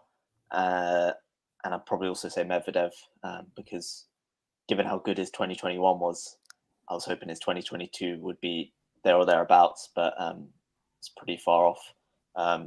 So hoping he'll have a better 2023. Yeah, I should have said Nadal, to be honest with you. Nadal to win all 4 slams. No, I'm joking. Vinny, what about you? I agree with Ash. I think for the women's side, Emma Raducanu, after winning the US Open in 2021, just really literally falling off a cliff in 2022. Men's side, I'll say Tsitsipas, been quite disappointed with. Yes, he's a top 10 player, top 5 player, but he only got to the semi-final in the Australian Open, and then since then, I think he's been poor. So I think let's have a look. So I think Wimbledon 3rd round, Roland Garros quarterfinals. I want to say round of 16, US Open 1st round. Yeah, I've got it here. So it's Yeah, 4th round French Open, 3rd round Wimbledon, 1st round in US There Open. we go. Exactly, got it right. Bang on. And Kyrgios Wimbledon, Galan US Open, Roland Garros, Holgaroon. Lost all of them. Bang, bang, bang. Well done. Yeah, he's been his slam results have been disappointing, haven't they? But he had some good results in other tournaments, but like he needs to do well in the slams, right? That's his goal. Top 5 player, as you said. So it'd be nice to see him kick on. How about for Rublev, sure. 0-6 in Grand Slam quarterfinals? But you know what? I don't. Sounds harsh, but I almost feel like last 16 quarterfinals is kind of like that's where he's at the moment. As in, he's made one semi-final, and I'm kind of not. I think he has a chance of winning a slam in his career. He is a little bit limited. I know Tsitsipas agrees with me after his comments, but I think he's trying to improve his game as well. He's added a drop shot, and he will get there. I think whether it's enough to win him a Grand Slam remains to be seen. But I don't necessarily have expectations for him to win one, say like this year. If that makes sense. Because there's only 4, and you think about the players that are out there at the moment, he wouldn't be in my top 5 picks for any of them. But yeah, he's an exciting player, and I think shows in glimpses. Just whether can he play his top level tennis for 2 straight weeks? I'm not so sure. But who knows? Matthew says, "Oh, this is the same, I guess. Name 3 players who've fallen short of your expectation. What they need to do in 2023 to regain your confidence. I quarter for me, and I want to see him win a Masters 1000. I guess we've pretty much just done that now. So it's pretty much the same question. Can we talk about Matthew's comment? This comment. What system? Yeah. For Zan, when you had a baby, your performance on the pod improves. I'm believing Monfils can replicate his Australian Open level later this year. Oh my god, hilarious! Well, yeah. Well, maybe I don't know if it did, to be honest with you, but I'll trust. Well, the reason why it improved is probably because I had these guys helping as well, to be honest, because it was just me, myself, and I for quite a long time, and Venue was helping as well at times when he could. But yeah, having Venue and also Ash and Pat on board has definitely helped, I think, and also being able to get guests on, which has been good, and they've been very, very generous with their time, which is great, and have improved my knowledge as well, to be fair. But yeah, I'll keep on trying my best, keep on supporting us, and I'm not sure if Monfils can do the same, but it's a lot harder than just talking on a podcast and then playing elite level tennis against Novak Djokovic and Rafa Nadal. But you know what? Maybe he can do it. Right, all these other questions. Manny says, nobody picking Rune as a dark horse. Assuming that was for one of the... Oh, for Australian Open. Ooh. Is he able to be considered a dark horse? Yeah, he is. I think so. Yeah, he's only made one quarterfinal of a slam. To be fair, I know he just won Paris, but he's ranked outside the top 10. Just, I think that's a fair. Yeah, I think he's definitely a dark horse. I didn't even really think about him, to be honest, and I probably should have, because he's 19 as well. It's ridiculous. He is 19. Yeah, he is, which is incredible. There's a clip, actually, a video of him and Alcaraz playing doubles as like 14-year-olds, like such gun players. Like it's ridiculous. Like, playing together is just so funny. Just like, gosh, they'd absolutely spank us on the tennis court, that is. But yeah, incredible, absolutely incredible. Something I do want to bring up quickly is I remember seeing Rune in Australia last year, and he was cramping like in the grand. It was like his first or second Grand Slam match, and he was cramping. That was like a theme with him for a couple of matches, and then all of a sudden, like, you know, his just body's conditioned a lot better. So I think he can, you know, go far in best of 5 set matches. So yeah, it's a good shout. Yeah, agreed. I think things at that age as well, right? You do get aches and pains, and you know, that kind of build up of lactic acid as well. A lot more cramping than you would at kind of older ages as well. In your 20s. So, I mean, even I used to do. I don't know about you guys, but in my teens, I used to get really bad, like on my legs, my calves, and then like now it's not really as bad as much as I guess your body kind of is more used to it and you kind of grow into it. But I'm assuming it's the same for tennis players. Although Murray seems to have really big issues with cramping at the end of last year, and he kept on saying like I need to do swab tests for my sweat, and we've done the tests and it's fine and I should be fine. But the drink that he was using for electrolytes wasn't doing the job, and he just kept on getting cramping. It's really weird. But I think he's managed to sort that out now, so we'll see. Mike says, I'd like to see Rybakina make some deep runs at majors as people have put an asterisk on her Wimbledon win. I don't think there's an asterisk. I just think it's a question of obviously there were some players missing, but it was a well-deserved victory.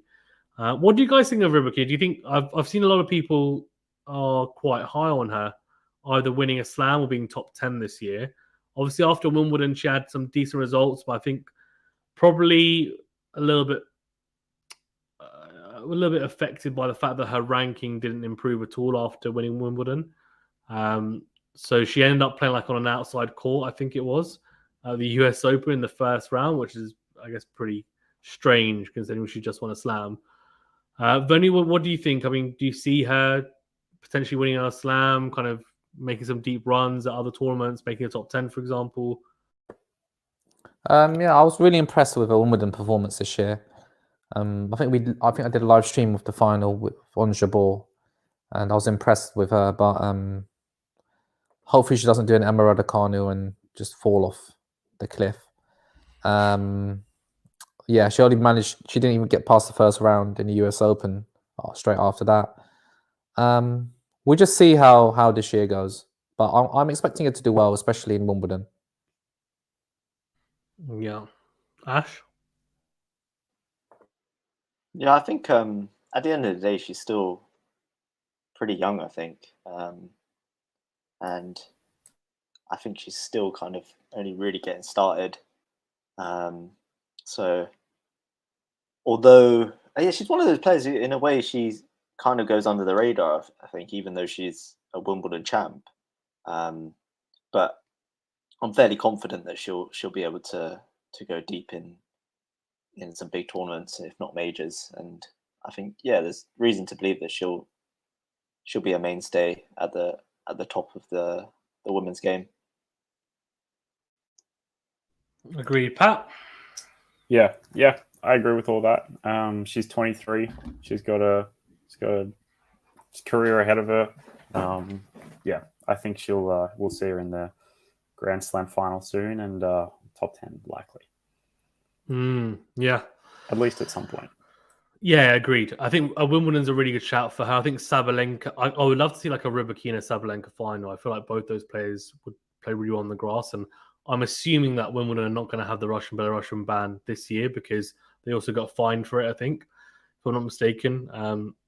I imagine they're not going to have the same rule in place, but they haven't confirmed it, so we'll see. Gene says, name 3 players on the ATP/WTA that will flop in 2023. This is such a harsh question, but I'm happy to answer it. It's a tough one because obviously, I think let's caveat this with the fact that we don't wish anyone to flop. This is more of a prediction. So if any players watching this, which I'm sure they're not, then please don't take it to heart. I guess so. Flop insinuates that they are going to do a lot less, well, not as well as we expect them to do. I don't know. Who's going to flop? 3 players on the ATP. Does anyone have anyone in mind? I'm kind of as I think. Yeah, I'm just wondering, like, and this isn't to do with playing quality. Yeah, I'm treading carefully here. This isn't to do with quality, but I'm thinking like the amount of tournaments played and like the points. Like, I wonder if Rafa is going to be in the top 5. Like, I don't know if I don't think it's considered a flop, but like, I think we might expect him. Well, I have him is like, towards the 10 area. But I mean, in terms of an absolute flop, like, yeah, I'm not sure. Yeah, maybe I'll pass it on. Well, I guess Rafa flops if he doesn't win a slam. Maybe I guess that kind of does count because he's expected to win a slam. So that's that's definitely something. I think for ATP, WTA, thanks Cam as well for the 5 memberships, and Happy New Year to you too as well. David, Fatima, Sakaya, MQR, Jane, have all been gifted memberships from Cam, so thank you. And also, you guys are being gifted. You need to stop ghosting in the chat. They're just creeping in the chat. They're not asking any questions. It's like it's almost like he's just called them out. I can see now who's in the chat and who's not. He's not asking questions. ATP side, I don't know. I mean, if I was to say maybe someone like Hakac. I mean, he's kind of been pretty good in other tournaments apart from slams. But I feel like he might flop again in the slams. He hasn't really had any big runs in slams. And it seems to get a little bit overawed by the occasion. Like at Wimbledon, lost in the first round to David Fokina. He should be going deep at Wimbledon. His game is that good. And then in terms of WTA, anyone could flop on the WTA. Literally anyone. It's that open. I'm going to go pretty harsh. I hope it doesn't happen, but Sakkari, I think she could flop. We saw like Kontaveit, Muguruza. Who else? We saw who else dropped outside? Pliskova. They all dropped outside the top 10 in the space of a year and dropped pretty far down, some of them as well. Badosa also dropped out of the top 10. So that can happen on the WTA side. Yeah, I guess those are mine. Venu, do you have anyone in mind? Not really. I think it's quite a difficult question because it could be anyone really. Yeah, I can't answer that question. That's right. Ash? Ash is frozen, so we'll... Ash could be frozen. What are your thoughts on TFO flop? Could be asleep. He could be asleep. Yeah, he looks asleep. Ash, wake up. It's not that boring, I promise. TFO is an interesting one. That's a really good question. He's 19th at the moment. What do you regard as a flop? Him dropping down the rankings, I'm assuming, right? I would say outside seeding. Outside seeding. Okay, so fine. So yeah, that's dropping down a fair bit. That's like doubling his ranking. Yeah, I don't know. I think he does have some points to defend. I think it would probably be a flop if he doesn't make a quarterfinal of a slam this year. I think given how he played at the US Open, given that he's now shown his potential and what he's capable of doing, I think he's also good enough to play on the grass and do pretty well. And also, even on the clay, he's had some good results. So I expect him to kind of kick on. So I think it would be a flop if he doesn't at least match his season from last year, for sure. Ash, do you have any players in mind that might potentially flop in 2023 if you were to predict? I'd say Berrettini. I think he struggled a lot this year, and I feel like he's just at a bit of a crossroads, and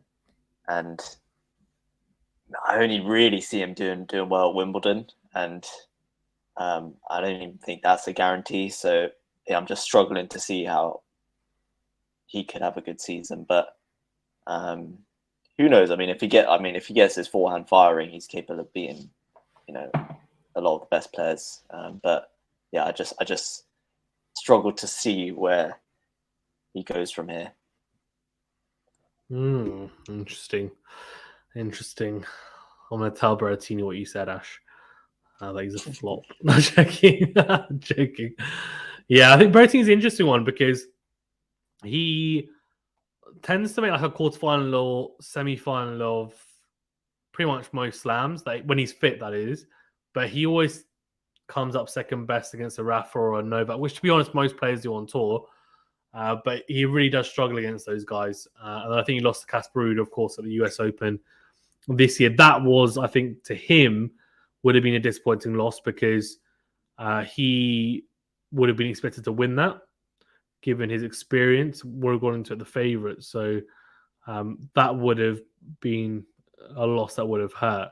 So how he comes back from that will be interesting now, for sure. Jermaine says, can Venus make the second week of the Australian Open in 2023? Nope, is my opinion. But I think she's there for a short time and a good time, not necessarily a long time. Pat, what about you? Yeah, unfortunately, I think that's the case. Like, I mean, depends on the draw. Like, first round or second round for me. Ash? I read it first as can Venu make the second week of Australian Open? Yeah, of course you can. My answer is yes. For the boys under 13, no, I'm joking. I don't think even I could make the final. Over 65s, maybe? Well, I've got more of a chance, but yeah. If I training for the next get a good training block in the next few weeks, who knows? I mean, I reckon the over 65s are guns, to be honest with you. Some of the retired players are probably like ridiculous. I don't think I would have a chance in hell against any of the age groups, to be honest with you. But yeah, the Venus, I think. What do you think, Benny? Does she have any chance? Who, me? No, Venus Williams. Oh, right. I didn't hear you clearly. I think no, not really. I think I've got more of a chance, to be honest. Thank you. Matthew says, what do you guys make of the coaching and physio changes on the Rafa and Novak camps? I don't know how much you guys have seen, but there's been a couple of... So Rafa's lost one of his coaches. He's not his main coach, though. So that's, from my understanding, because Carlos Mora obviously is his main coach. But he's made a coaching change. And for Novak, I think it's more of a notable one because he's made a physio change, a physio who's very, very well respected, been with him a long time, made a lot of changes. And he's brought in, I think, someone who's maybe not quite as well known. So there's now question marks around, obviously, his recovery and his conditioning and how's it going to affect him, etc. I think, if I'm being honest with you, at this age, I don't think coaches, physio changes, personnel on the team really makes that much of a difference because they are improving, but they're only going to improve so much incrementally now at this age. They know what works for them in terms of their body, in terms of training, what's going to help them recover, etc. They're towards the back end of their career now. So if this was 10 years ago, it might make really big differences. But I personally don't think they're going to make huge differences, if any, really. I don't know what you guys think, Pat. Yeah, I don't think like Rafa's 37, Novak's 35. I don't think it's going to make too much of a difference than it is currently. So yeah, similar point of view, I think. Bernie, what do you think? Yeah, I agree. I don't think that those changes will make a big difference for Novak and Rafa. They're such elite sportsmen that I don't think a physio or coach change will make a difference, especially at their age. The fact that they've been there, done it, won all the Grand Slams, I don't think it'll make a big difference. Yeah, agreed. Ash? Yeah, agreed for the most part. I just do think, though, it could be interesting to see how it goes with Novak because I feel like his man was by his side for a long time, and they seemed, in kind of whenever I saw just behind the scenes stuff, they seemed to have a really, really good relationship. So the change from him suddenly not being there 24/7, I think will be interesting. I don't know which direction it will go. As you guys said, I'd be more inclined to think it won't make any difference, but just not having him around, that throws a few questions for me about what might happen. But yeah, ultimately not expecting too much to change. No, fair enough. Well, this is what are the minimum targets that Coco Gauff needs to hit in 2023 first season to be deemed a success? It's a good question. Obviously, she made the final of Roland Garros last year, losing to Swiatek. Nice sneeze there from Venny. I was like, if that's on mute, I'm going to be like, I want to know how loud that is. But thankfully, on mute. Coco Gauff, it's a difficult one. I don't think it's I don't think she needs to win a slam for it to be a success. I think personally she needs to, if she wins a Masters 1000 tournament or a slam, in addition to, like a quarterfinal, semi-final in a couple of the slams at least, I feel like that's a success. If she was able to not even win a title, but go past, but make a quarterfinal in all the slams, that's a success as well, I think. But just a level of consistency this year on all surfaces, I think for me, is a success for Coco. I don't think I know a lot of people expected to win slams at this stage of her career. She's still only 19, if I'm not mistaken. She was obviously started her career on tour at 15. I mean, she's still very, very young. So I think we've got to manage our expectations a little bit. She is incredibly talented, but yeah, that's my opinion anyway. Pat, what do you think? Yeah, I think she has done well to have her rank consistent. I know WTA can be a bit down and up and down, but she's currently 7. I think, yeah, she's already a finalist at Grand Slam. So yeah, I think having a Masters 1000 title under her belt, and I think reaching another final, and I think those two results, in addition with sort of maintaining a top 10 ranking, would definitely be a great success for her. Yeah, agreed. Ash? Yeah, I agree with your guys' benchmarks for the most part.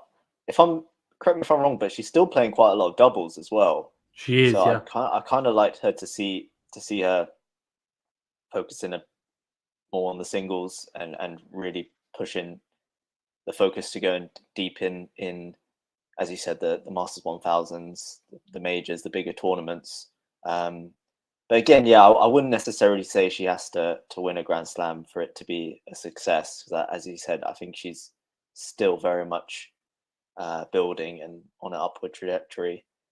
So yeah, same benchmark for me.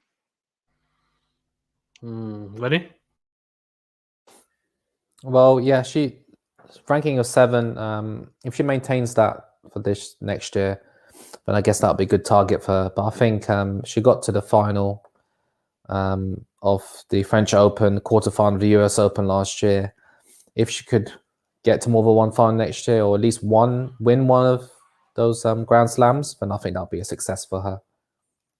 It could be a breakthrough year in terms of her winning a Grand Slam. Yeah, agreed. Yeah, that's a good point. Definitely would be a breakthrough year if she won a slam, no doubt.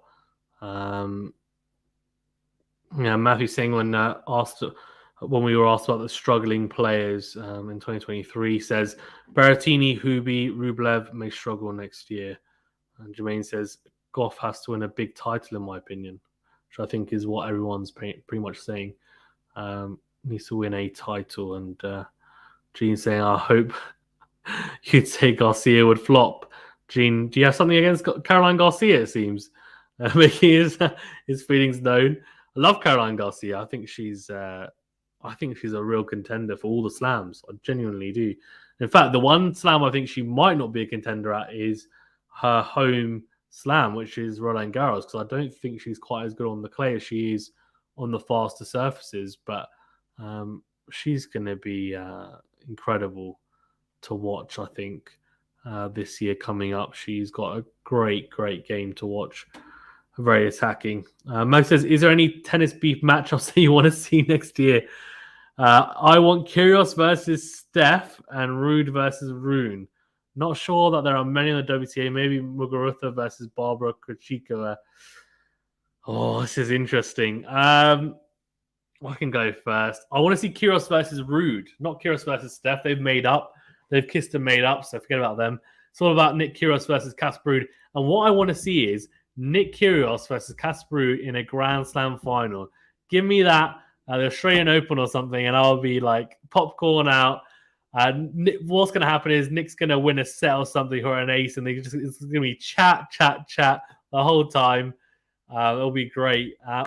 Who else? Holger Rune and Ruud, I think, would be a good one as well, because it's funny, right? Because Ruud's not the nicest guy on tour, but he's somehow embroiled in these like controversial like beefs, which makes no sense. But yeah, Rude and Runa, I think there's a bit of unfinished business there as well, of course. Yeah, some good ones in the chat. Ostapenko versus Tomjanovic. They've got a bit. Ostapenko, I think, is a little bit extravagant in the way that she is. Tomjanovic can be a little bit like sharp on the sharper side. Yeah, Daniel Collins is a really good shout. Someone said as well in the chat, and Ostapenko. I mean, very kind of big personalities as well. Will be great to see. But actually, what I want to see is Steph versus Medvedev. I want to see that rivalry really like. I want to see some great tennis, but I also want to see those guys going at it a little bit.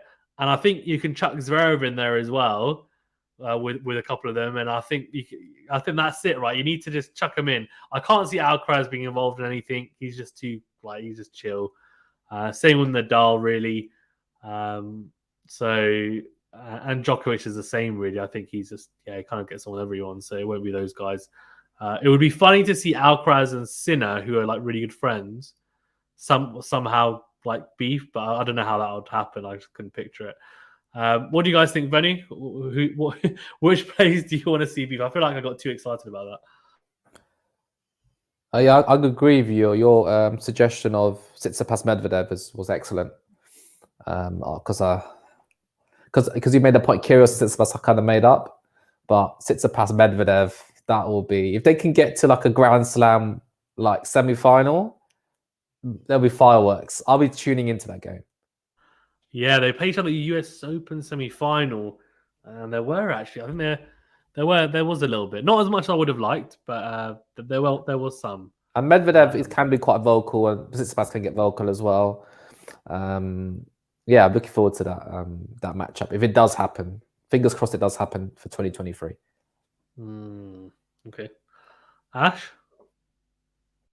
Yeah, I think with Medvedev Tsitsipas, because they played in the Laver Cup together, it kind of, the beef kind of somewhat died down. But I agree, if it got to deep in a Grand Slam or something, I think it would that beef would be rekindled. And I'd definitely be up for that. Rude, 100% as well. The Nordic battle, which I think that really kicked off at the French Open between them. So I'd like to see that. And then I'd also, you kind of suggested it, Fazan. I want to see like a nice guy go bad or something. Like I want to see a heel turn and like someone just come out of nowhere and be the next villain. I have no idea who that will be. But I feel like Yannick Sinner's got like the kind of the look to be the villain. And I'm not saying it because he's ginger before someone suggests that. I'm just saying it because he just seems like, I don't know, he's really like cool and calm, but he's calculated and looks like someone could be quite clinical. But the thing is, when you hear him speak in interviews, he just goes from that to like this super nice guy. I'm like, come on, man. Give me some of that, like, give me some of that, like, coldness. Yeah, exactly. I don't know. Maybe it needs to start getting to really high stake matches in finals and stuff when we start seeing that a little bit. Because with rivalries, like, they can go one of two ways. Like, I feel like for example, Novak and Rafa, they were quite friendly early on in their rivalry, and then it kind of didn't turn sour, but it turned like very super competitive, and there's little digs and jibes, and it still kind of goes on to this day. They kind of, there's respect there, but there's still that kind of. Whereas Rafa and Roger, there was kind of love from the start, and it just carried on. They were always like, as Rennie was saying, exactly. That's why they're crying with each other as Roger retires and stuff, holding hands, like it's incredible. Anyway, Pat, what do you think? Yeah, I think you guys covered most of it. The only other thing I would like to see is for the last time Tsitsipas Alcaraz played was when Tsitsipas just hammered the ball at Alcaraz on like set point. I'm not sure when Alcaraz went up to the volley and Alcaraz gave that stare down. So I'd love to see like a round 2 of that. But yeah, Rude, Kyrgios, like I know Rude can be a bit of a keyboard warrior on Twitter sometimes. I know they've had Kyrgios beef with Kyrgios. A few names there. Yeah, I'd actually like to see some like nation kind of beef, like Australian and like the UK, like say Kyrgios with Draper or something, or like and they kind of just like seeps into some of the others, and I feel like the United Cup is a great platform for that, to be honest with you. It'll be great to see. It'll be amazing, anyway. Most thing I really hope Andreescu builds on a 2022, which is what we talked about earlier.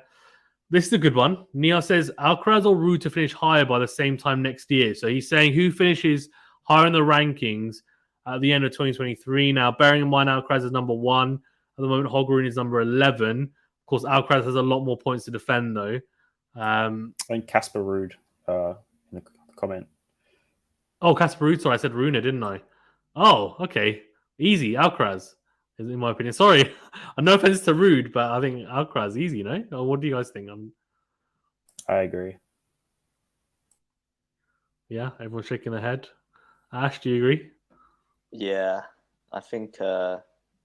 Ruud's done super well last year and 2 finals, wasn't it? But yep. I think Alcaraz has proven that he's one of the main man, if not the main man, at the moment. So I'll go Alcaraz. Yeah, agreed. Scarce. These are some of the suggestions for beef. Potensev versus Ostapenko, 2 very lively characters. Ostapenko versus Tomjanovic. Ostapenko Collins. Ostapenko is in 3 of those suggestions. The first 3 suggestions all include Ostapenko from 3 different people. Ostapenko Collins. Come on, as Collins would say. Come on, really annoying. Come on, and then she just shrieks really loudly when she's trying to off-put opponents when she's playing. It's so funny. There's a clip. She seems like she's so nice, by the way, in interviews and stuff. On the court, she just becomes this monster competitor. And there's a clip where she starts playing a match with someone and she's completely silent as she's playing, and then she starts losing, and next thing you know, it's like really like heavy grunts, like really trying to like put off her opponent. And you're just like, what? And then I think she goes, her opponent double faults, and she's like, "Come on!" And I'm just like, "Oh my god!" Like this is just too much. It's just cringe. It's just like carnage. But she's toned it down a bit, to be fair, recently. This is an interesting one: TFO versus Brooksby. So 2 Americans. Do they have beef, or just 2 really nice guys suddenly turn evil against each other? I don't know what would happen there, but anyway. Well, this is an interesting one. Would Rafa retire if he doesn't win any slams this year coming? That's a good question. So if Rafa was to go slamless by the end of this year, he's still on 22. I guess we could assume, say, Djokovic wins 1 or 2, so he's on 22 or 23. Does Rafa retire, or does he say, you know what, I'll keep going? What do you think, Vanny? I think if he doesn't get to a Grand Slam final, it'll be disappointing for Nadal. I think he will be obviously aiming to win the Grand Slams, as the top competitors do. But I think if he's not injured, then I think he will play in 2024. Okay. Ash? I'm gonna say yes, just because I feel like he doesn't want to leave it much longer than Roger.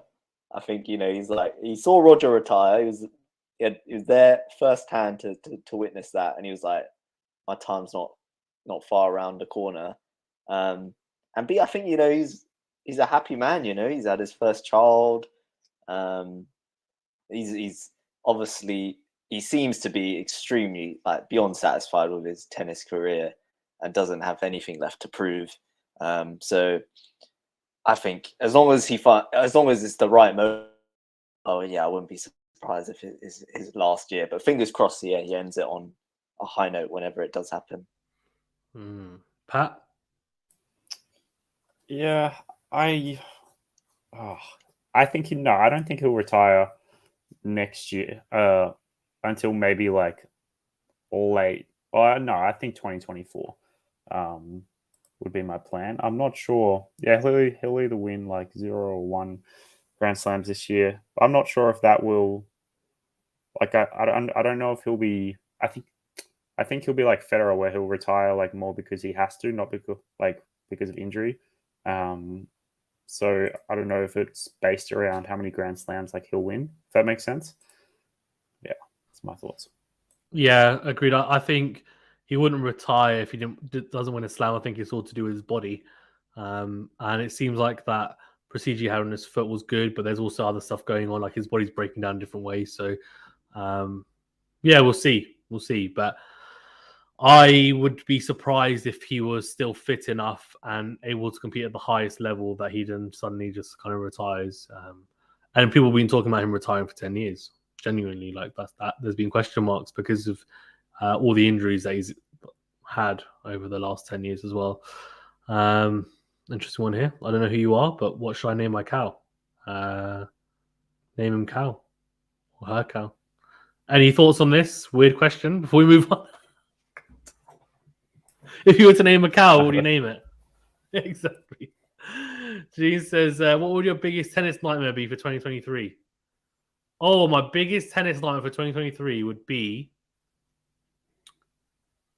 that we had two players, so from the men's and women's side, that just like won all the slams.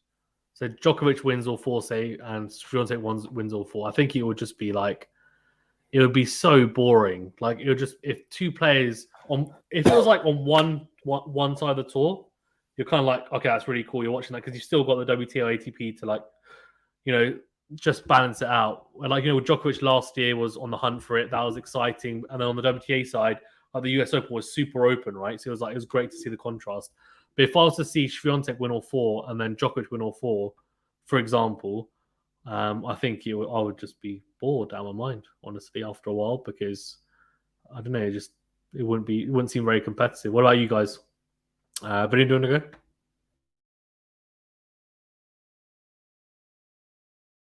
My biggest tennis nightmare for 2023. Not being. Benny was still thinking about the cow question. I'm still thinking about the cow question. I would say Big Mac will be a good name. Oh my god! Or Holy Cow, Kawasaki, milkshake. Well, on to this question. Biggest tennis nightmare. Not being able to see Nadal play live. Potentially could be his last year. Yeah. You're trying to trigger me. What's going on? No, I'm not. No, I'm not at all, mate. You've really seen him live though, haven't you? No, yeah. I'm seeing him live again. Okay. But what I'm thinking, biggest tennis nightmare. I don't know. It'd be interesting to see if are Wimbledon going to continue to ban Russian players. So that would be a nightmare if they did. After the fine, I'm not sure if they would. Yeah. Tennis nightmare. I can't think of one really. Yeah, it could be like Nadal getting like triple bagel at Roland Garros in the first round. It's not really a nightmare. Well, it would be your biggest nightmare because he's not your favorite player. Who's your favorite player on tour at the moment? Don't really have one because considering Federer's retired. Yeah. Oh, what about? And obviously, this is not the case, and so I'm not saying this is the case. This is a hypothetical situation which has never taken place. What if like Federer came out and there's like a Lance Armstrong thing, and he's tested positive, and all his Grand Slams are just null and void? Would that be a nightmare for you? That's obvious. That'll be more than a nightmare. That'll be like, what would be the point of living? God. Oh my god, Benny's whole world is shattered. Oh god. Pat, what about you? Oof. I'm not sure. Yeah, when you put it into that perspective, it makes my answer seem a lot. You can go really extreme. Yeah, exactly. Yeah, I was thinking like, I don't know, someone like Yannick Sinner having like a life-threatening injury where he can't play again or something like that. Someone having a life-threatening injury or like a career-ending injury, I should say. Yeah. That, would really is young, up and coming, like future world number one, possibly. Someone like that. No, that's a very good one. Ash? Mine's Rafa missing Wimbledon again. Just because I entered the ballot this year for the first time in ages. I really want to go and I really want to see Rafa. I've seen that Wimbledon, mate. We know, okay? Yeah. God. Not all of us have, right? Yeah, exactly. What's that? Not all of you have. I can't hear you. Yeah, we've entered the ballot as well, haven't we? Like me and Benny have both done it as well, so we'll see if we get. Do you know what you do, guys? Just go to center court and try and sneak in like I did. Yeah, you can do that. I just want to, yeah. but I also want to see. I don't just want to see Rafa for half. I want to see him for the whole match, not just him. I want to see a whole day of tennis on center court. So we'll see if it happens or not. But that's definitely a good shout if you're not able to get tickets. So that's for sure. Did a good job sneaking in, slithering your way into center court. Because I'm such a slimy character, aren't I? No, of course not.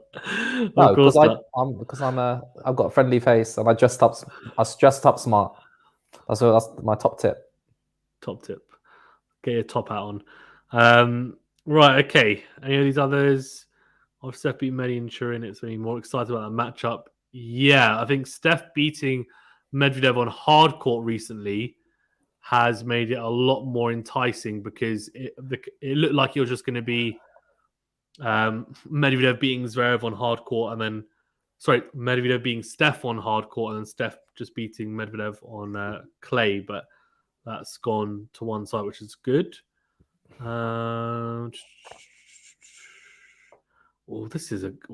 are interesting questions. Who do you reckon will get the most ball abuse warnings in high octane matches? I believe Tsitsipas or Medvedev from the top guys, and David Fokina would burst out too, I believe. So would Rublev and Kyrgios. Were good shouts. Can't think of anyone else that would be. Because thing is, it depends, right? Because he's talking about ball abuse warnings. That doesn't mean racket smashes. That means someone smashing the ball into the crowd, smashing it like, I don't know, just out of the stadium, I guess.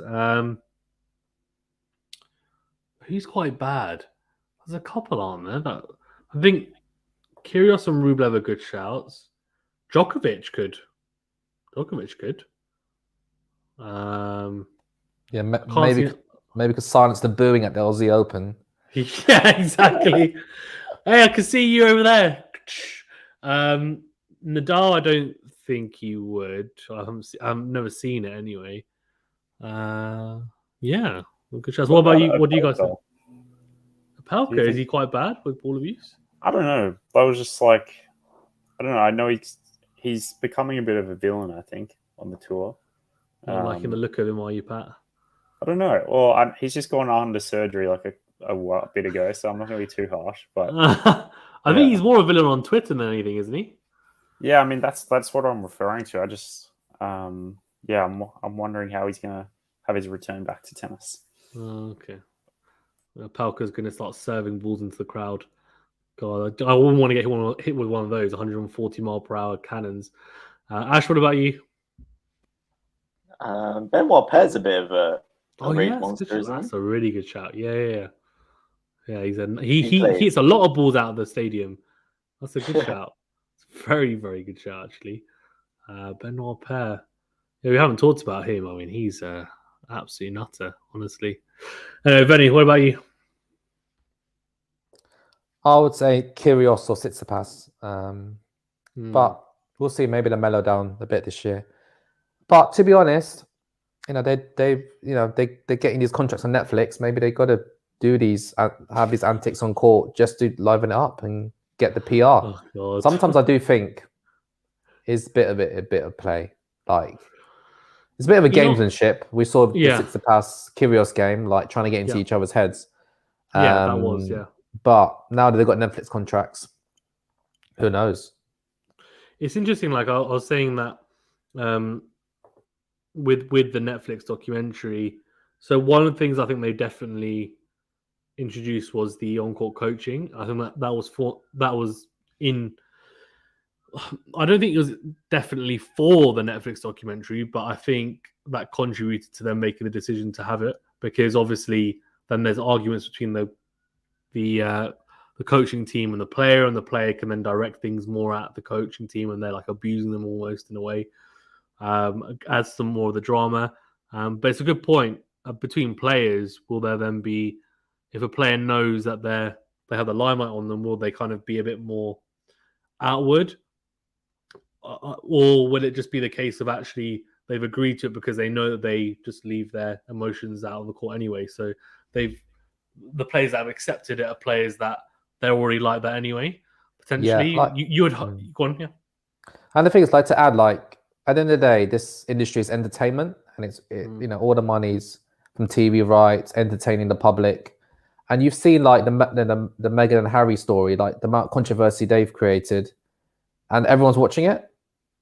Like, well, not everyone, but people get drawn into it. And I do feel by having these Netflix documentaries, maybe players will start being a bit prickly, being a bit causing controversy on the tennis court, because at the end of the day, that's what people want to watch, or they're more likely to watch that than some good boy on the court does everything properly. And I'll rather, to be honest, I'd rather watch Tsitsipas Kyrgios. That is the moment that's stuck in my head from 2022. Tsitsipas launching a ball into the crowd. That is absolutely hilarious. And you wouldn't think professionals would do that. Like, and yeah, unfortunately, maybe it's a good or bad thing. Unfortunately, that's stuck in my head. I still remember it happening. Oh, really? I don't know. I guess it just depends on what. Because like for me, my final moment's probably Rafa on his knees at the Australian Open, right? So I guess it just, and he's not a bad boy, I guess, but it depends on what kind of entertains you the most, I guess, right? Which is kind of what you're saying, that there's different like groups of people that are entertained by different things. So I think there's probably room for both sets, like people that are kind of good boys and people that are also, you know, maybe bad boys as well that are going to be controversial. But what will be interesting to see is, as you said, will we see like a change in people's personas where suddenly they start acting like in a different way? And I guess we'll see that this year. I'm hoping that isn't the case, because if you're a good enough player, you should be able to entertain on the court, and then you should be able to bring in viewers. I'm assuming, and I haven't watched the F1 version, but I'm assuming there's also going to be drama, for example, in the changing room, or like, you know, for example, since passes the bathroom breaks and stuff beforehand, right? Before even the thing with Kyrgios, it was like, you know, the bathroom breaks and everything else, and he was almost like he was getting on-court coaching or whatever.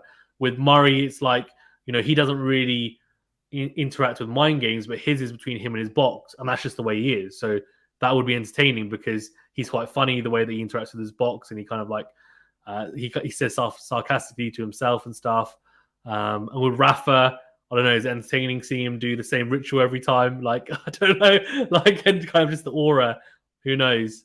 But yeah, like, it's sort of sorting out his wedgie and stuff, which is hilarious every time.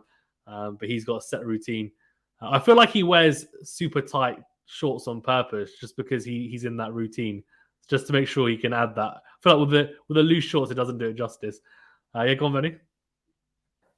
But just add to that, like, we, you know, all four of us, really, you know, are avid tennis fans, you know, from a young age. But I think this Netflix documentary is not for the tennis fans; it's for everyone.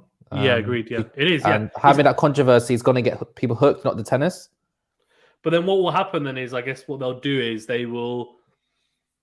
There's always going to be enough controversy in each year, right? So what they'll do is they'll just focus on those controversies each year, won't they? And then that's how they get the fans in, and hopefully you'll get people that aren't fans interested in tennis, and then they'll actually say, "Oh, actually," and the sport's pretty fun. But it's just going to become like, you know, we all know Piers Morgan, like he just stirs up, or Jeremy Clarkson, they just stir up controversy because they know they're going to get PR for it, and they know that's what people want.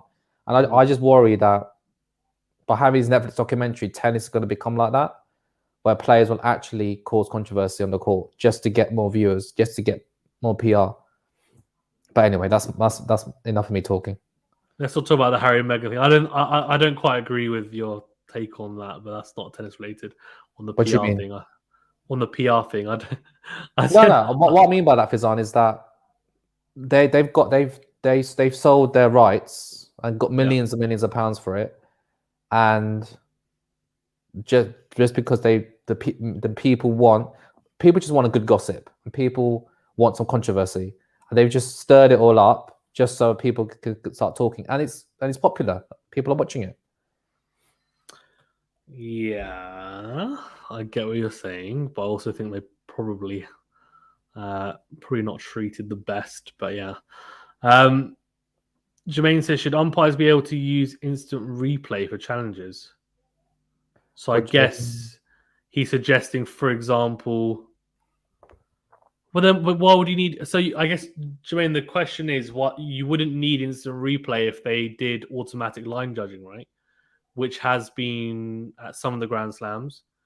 I guess that would only be used in instances where they don't have automatic line judges. For example, Wimbledon, where they didn't have automatic line judges. Although some of the calls, I think, did they have it at the US Open? Or was it the ATP? No, the ATP finals, they didn't have it. And the line calls were horrific throughout the whole tournament.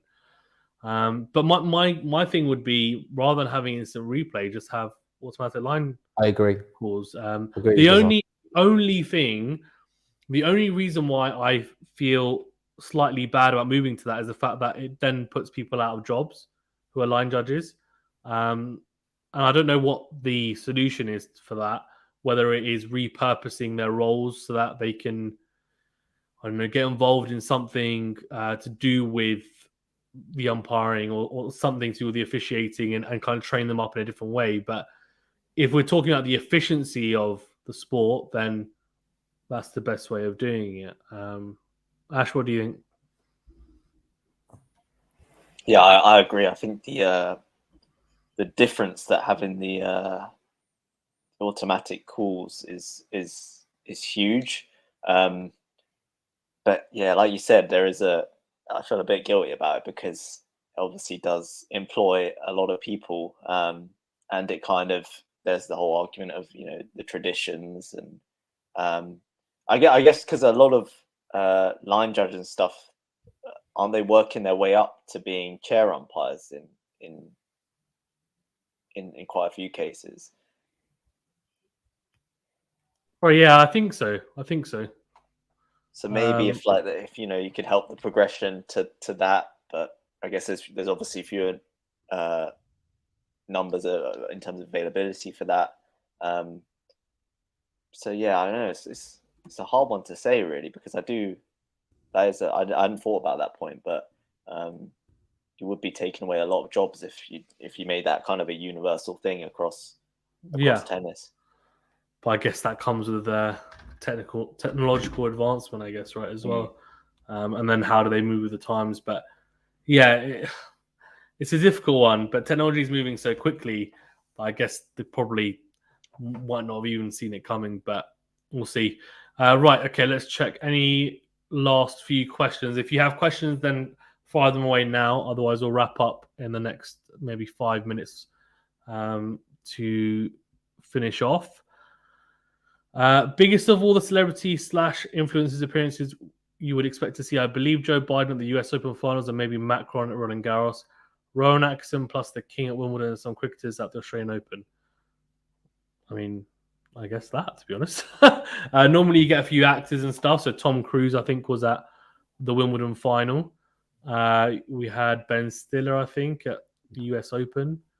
Yeah, I mean, LeBron James might come to the US Open. I wouldn't be surprised. We had David Beckham. We've had David Beckham at Wimbledon. You do get some cricketers at the Australian Open as well, some of the Aussie cricketers, which would be quite cool to see them. Rowan Atkinson, I don't know, was he at Wimbledon? I don't know. Comes as Mr. Bean or something. Be good if they had a. Can you imagine? There's like in between set shows or something. Would be the next. I hope something like that doesn't happen in tennis, where they like add entertainment into it, because it just kind of ruins it. They're doing it in some sports, but yeah. But where would you fit it in? Maybe between matches. Yeah, you could do it between matches. Yeah. You can't really do it between sets unless you Tsitsipas goes for a toilet break. Oh god!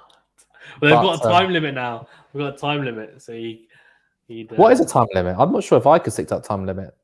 I think it's 10 minutes. That's all right. I can sort myself out in 10 minutes. Good to know. Good to know. Thank you. I'm pretty sure. You're pretty sure? Okay, not 100%. I think Harry and Meghan will be at the US Open. That's for sure. King Charles will be at the Wimbledon.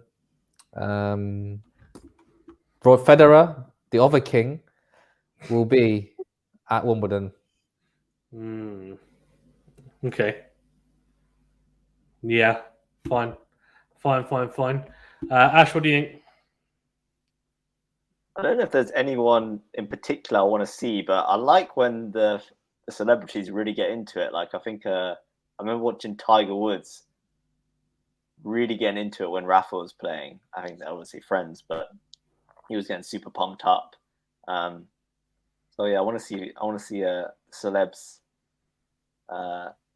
getting it stuck into it. I think at Wimbledon they're obviously always quite reserved, especially if they're in the royal box. But yeah, just a bit of character from some of the celebrities. I wouldn't go amiss. Yeah. Who knows? And then also, one of us has got to be caught on camera.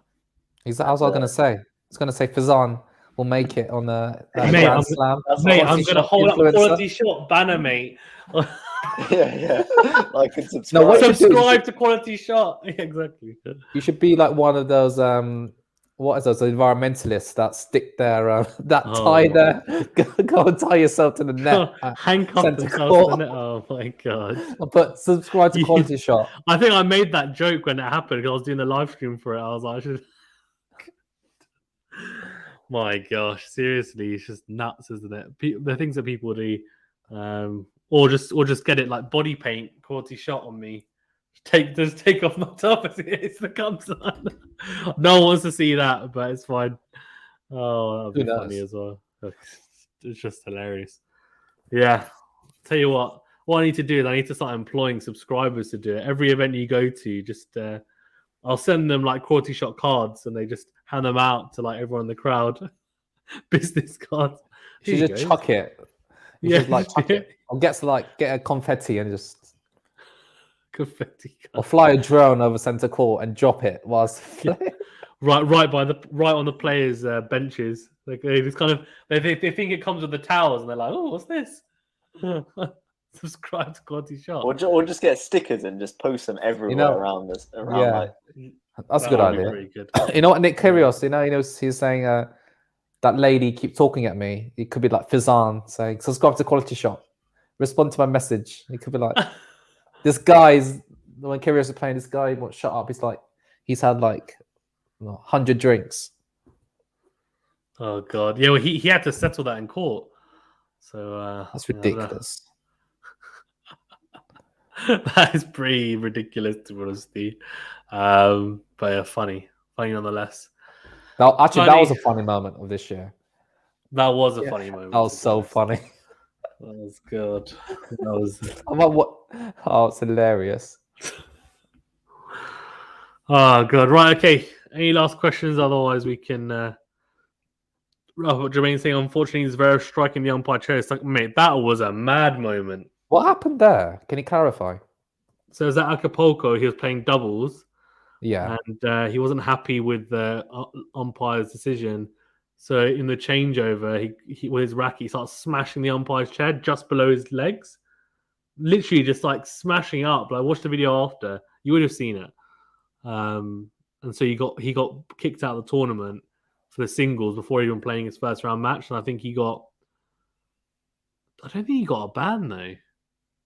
He just, I don't know. I don't think he got a ban. I think he just got fined. But it was outrageous. I mean, he was lucky it wasn't worse. Like, it was so close to the umpire's legs. Like, he almost hit the umpire's legs. And it was just ridiculous behavior. Like, it was just, yeah. It was. I mean, I've never seen anything like it, honestly. It was crazy. It was just, yeah.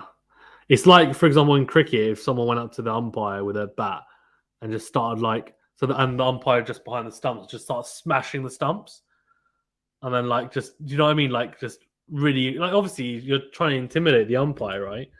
But yeah, it was terrible behavior from him. So hopefully we don't see that again. More tennis rather than those kind of antics. But yeah, cool. Okay, I think Jane in the chat. I know you're in the chat. MQR as well. And Sakea, if you guys have any questions, fire away now, please. Before we wrap up, I'll give you guys 2 minutes, and then if not, then we'll call it a day. But it's been a fun Q&A, some good questions as well. But yeah, myself and me and Venny have football and what I think Ash does. Ash is revising. Ash is revising. Jermaine says Happy New Year. Same to you, and same to you, Nihar, as well. Now, says I'm in the chat too. I know you're in the chat. Don't worry. You've been asking questions though, so I don't need to ask you to ask questions because you've been good. You've been asking questions, carrying out your subscriber job. Big up as well. 4:30 a.m. I know. Great. Look at that. 4:30 a.m. in India. That is dedication. We really appreciate it as well, Nihar. You're always on at crazy times on the channel, so yeah, appreciate it for sure. For sure. Nihar goes, your membership is too expensive, man. We have different levels. So you can get the basic one, Nihar, for just $2.99 a month. So it's just under £3. And there's more expensive ones for more stuff. But yeah. But if it's too expensive, then that's understandable as well. No problem at all. Obviously, only contribute what you can, my man. Cool. I think we can call it a day then. Unless you guys have anything you want to chat about. No, I think it's been a good Q&A, to be fair. A lot of really good questions. Yeah, some really good ones. And as we are talking, Zverev versus Lehecka is going on, so I will put the link to that in the chat. Pat is on that stream, so he will be streaming that. I will put the link in the chat for the United Cup match, even. But yeah, so enjoy that, and hopefully we'll see you guys on that stream. But thank you, Venu. Thank you, Ash, as always. And we are looking forward to 2023. We're going to be streaming as much of the Australian Open as possible.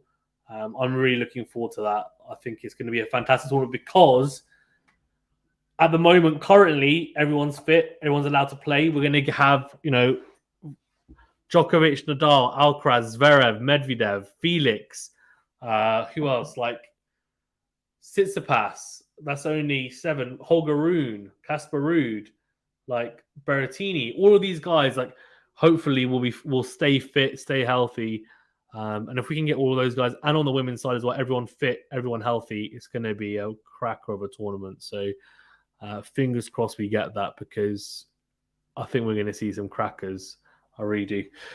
Cool. Thank you very much, guys. We'll speak to you soon and we'll see you later.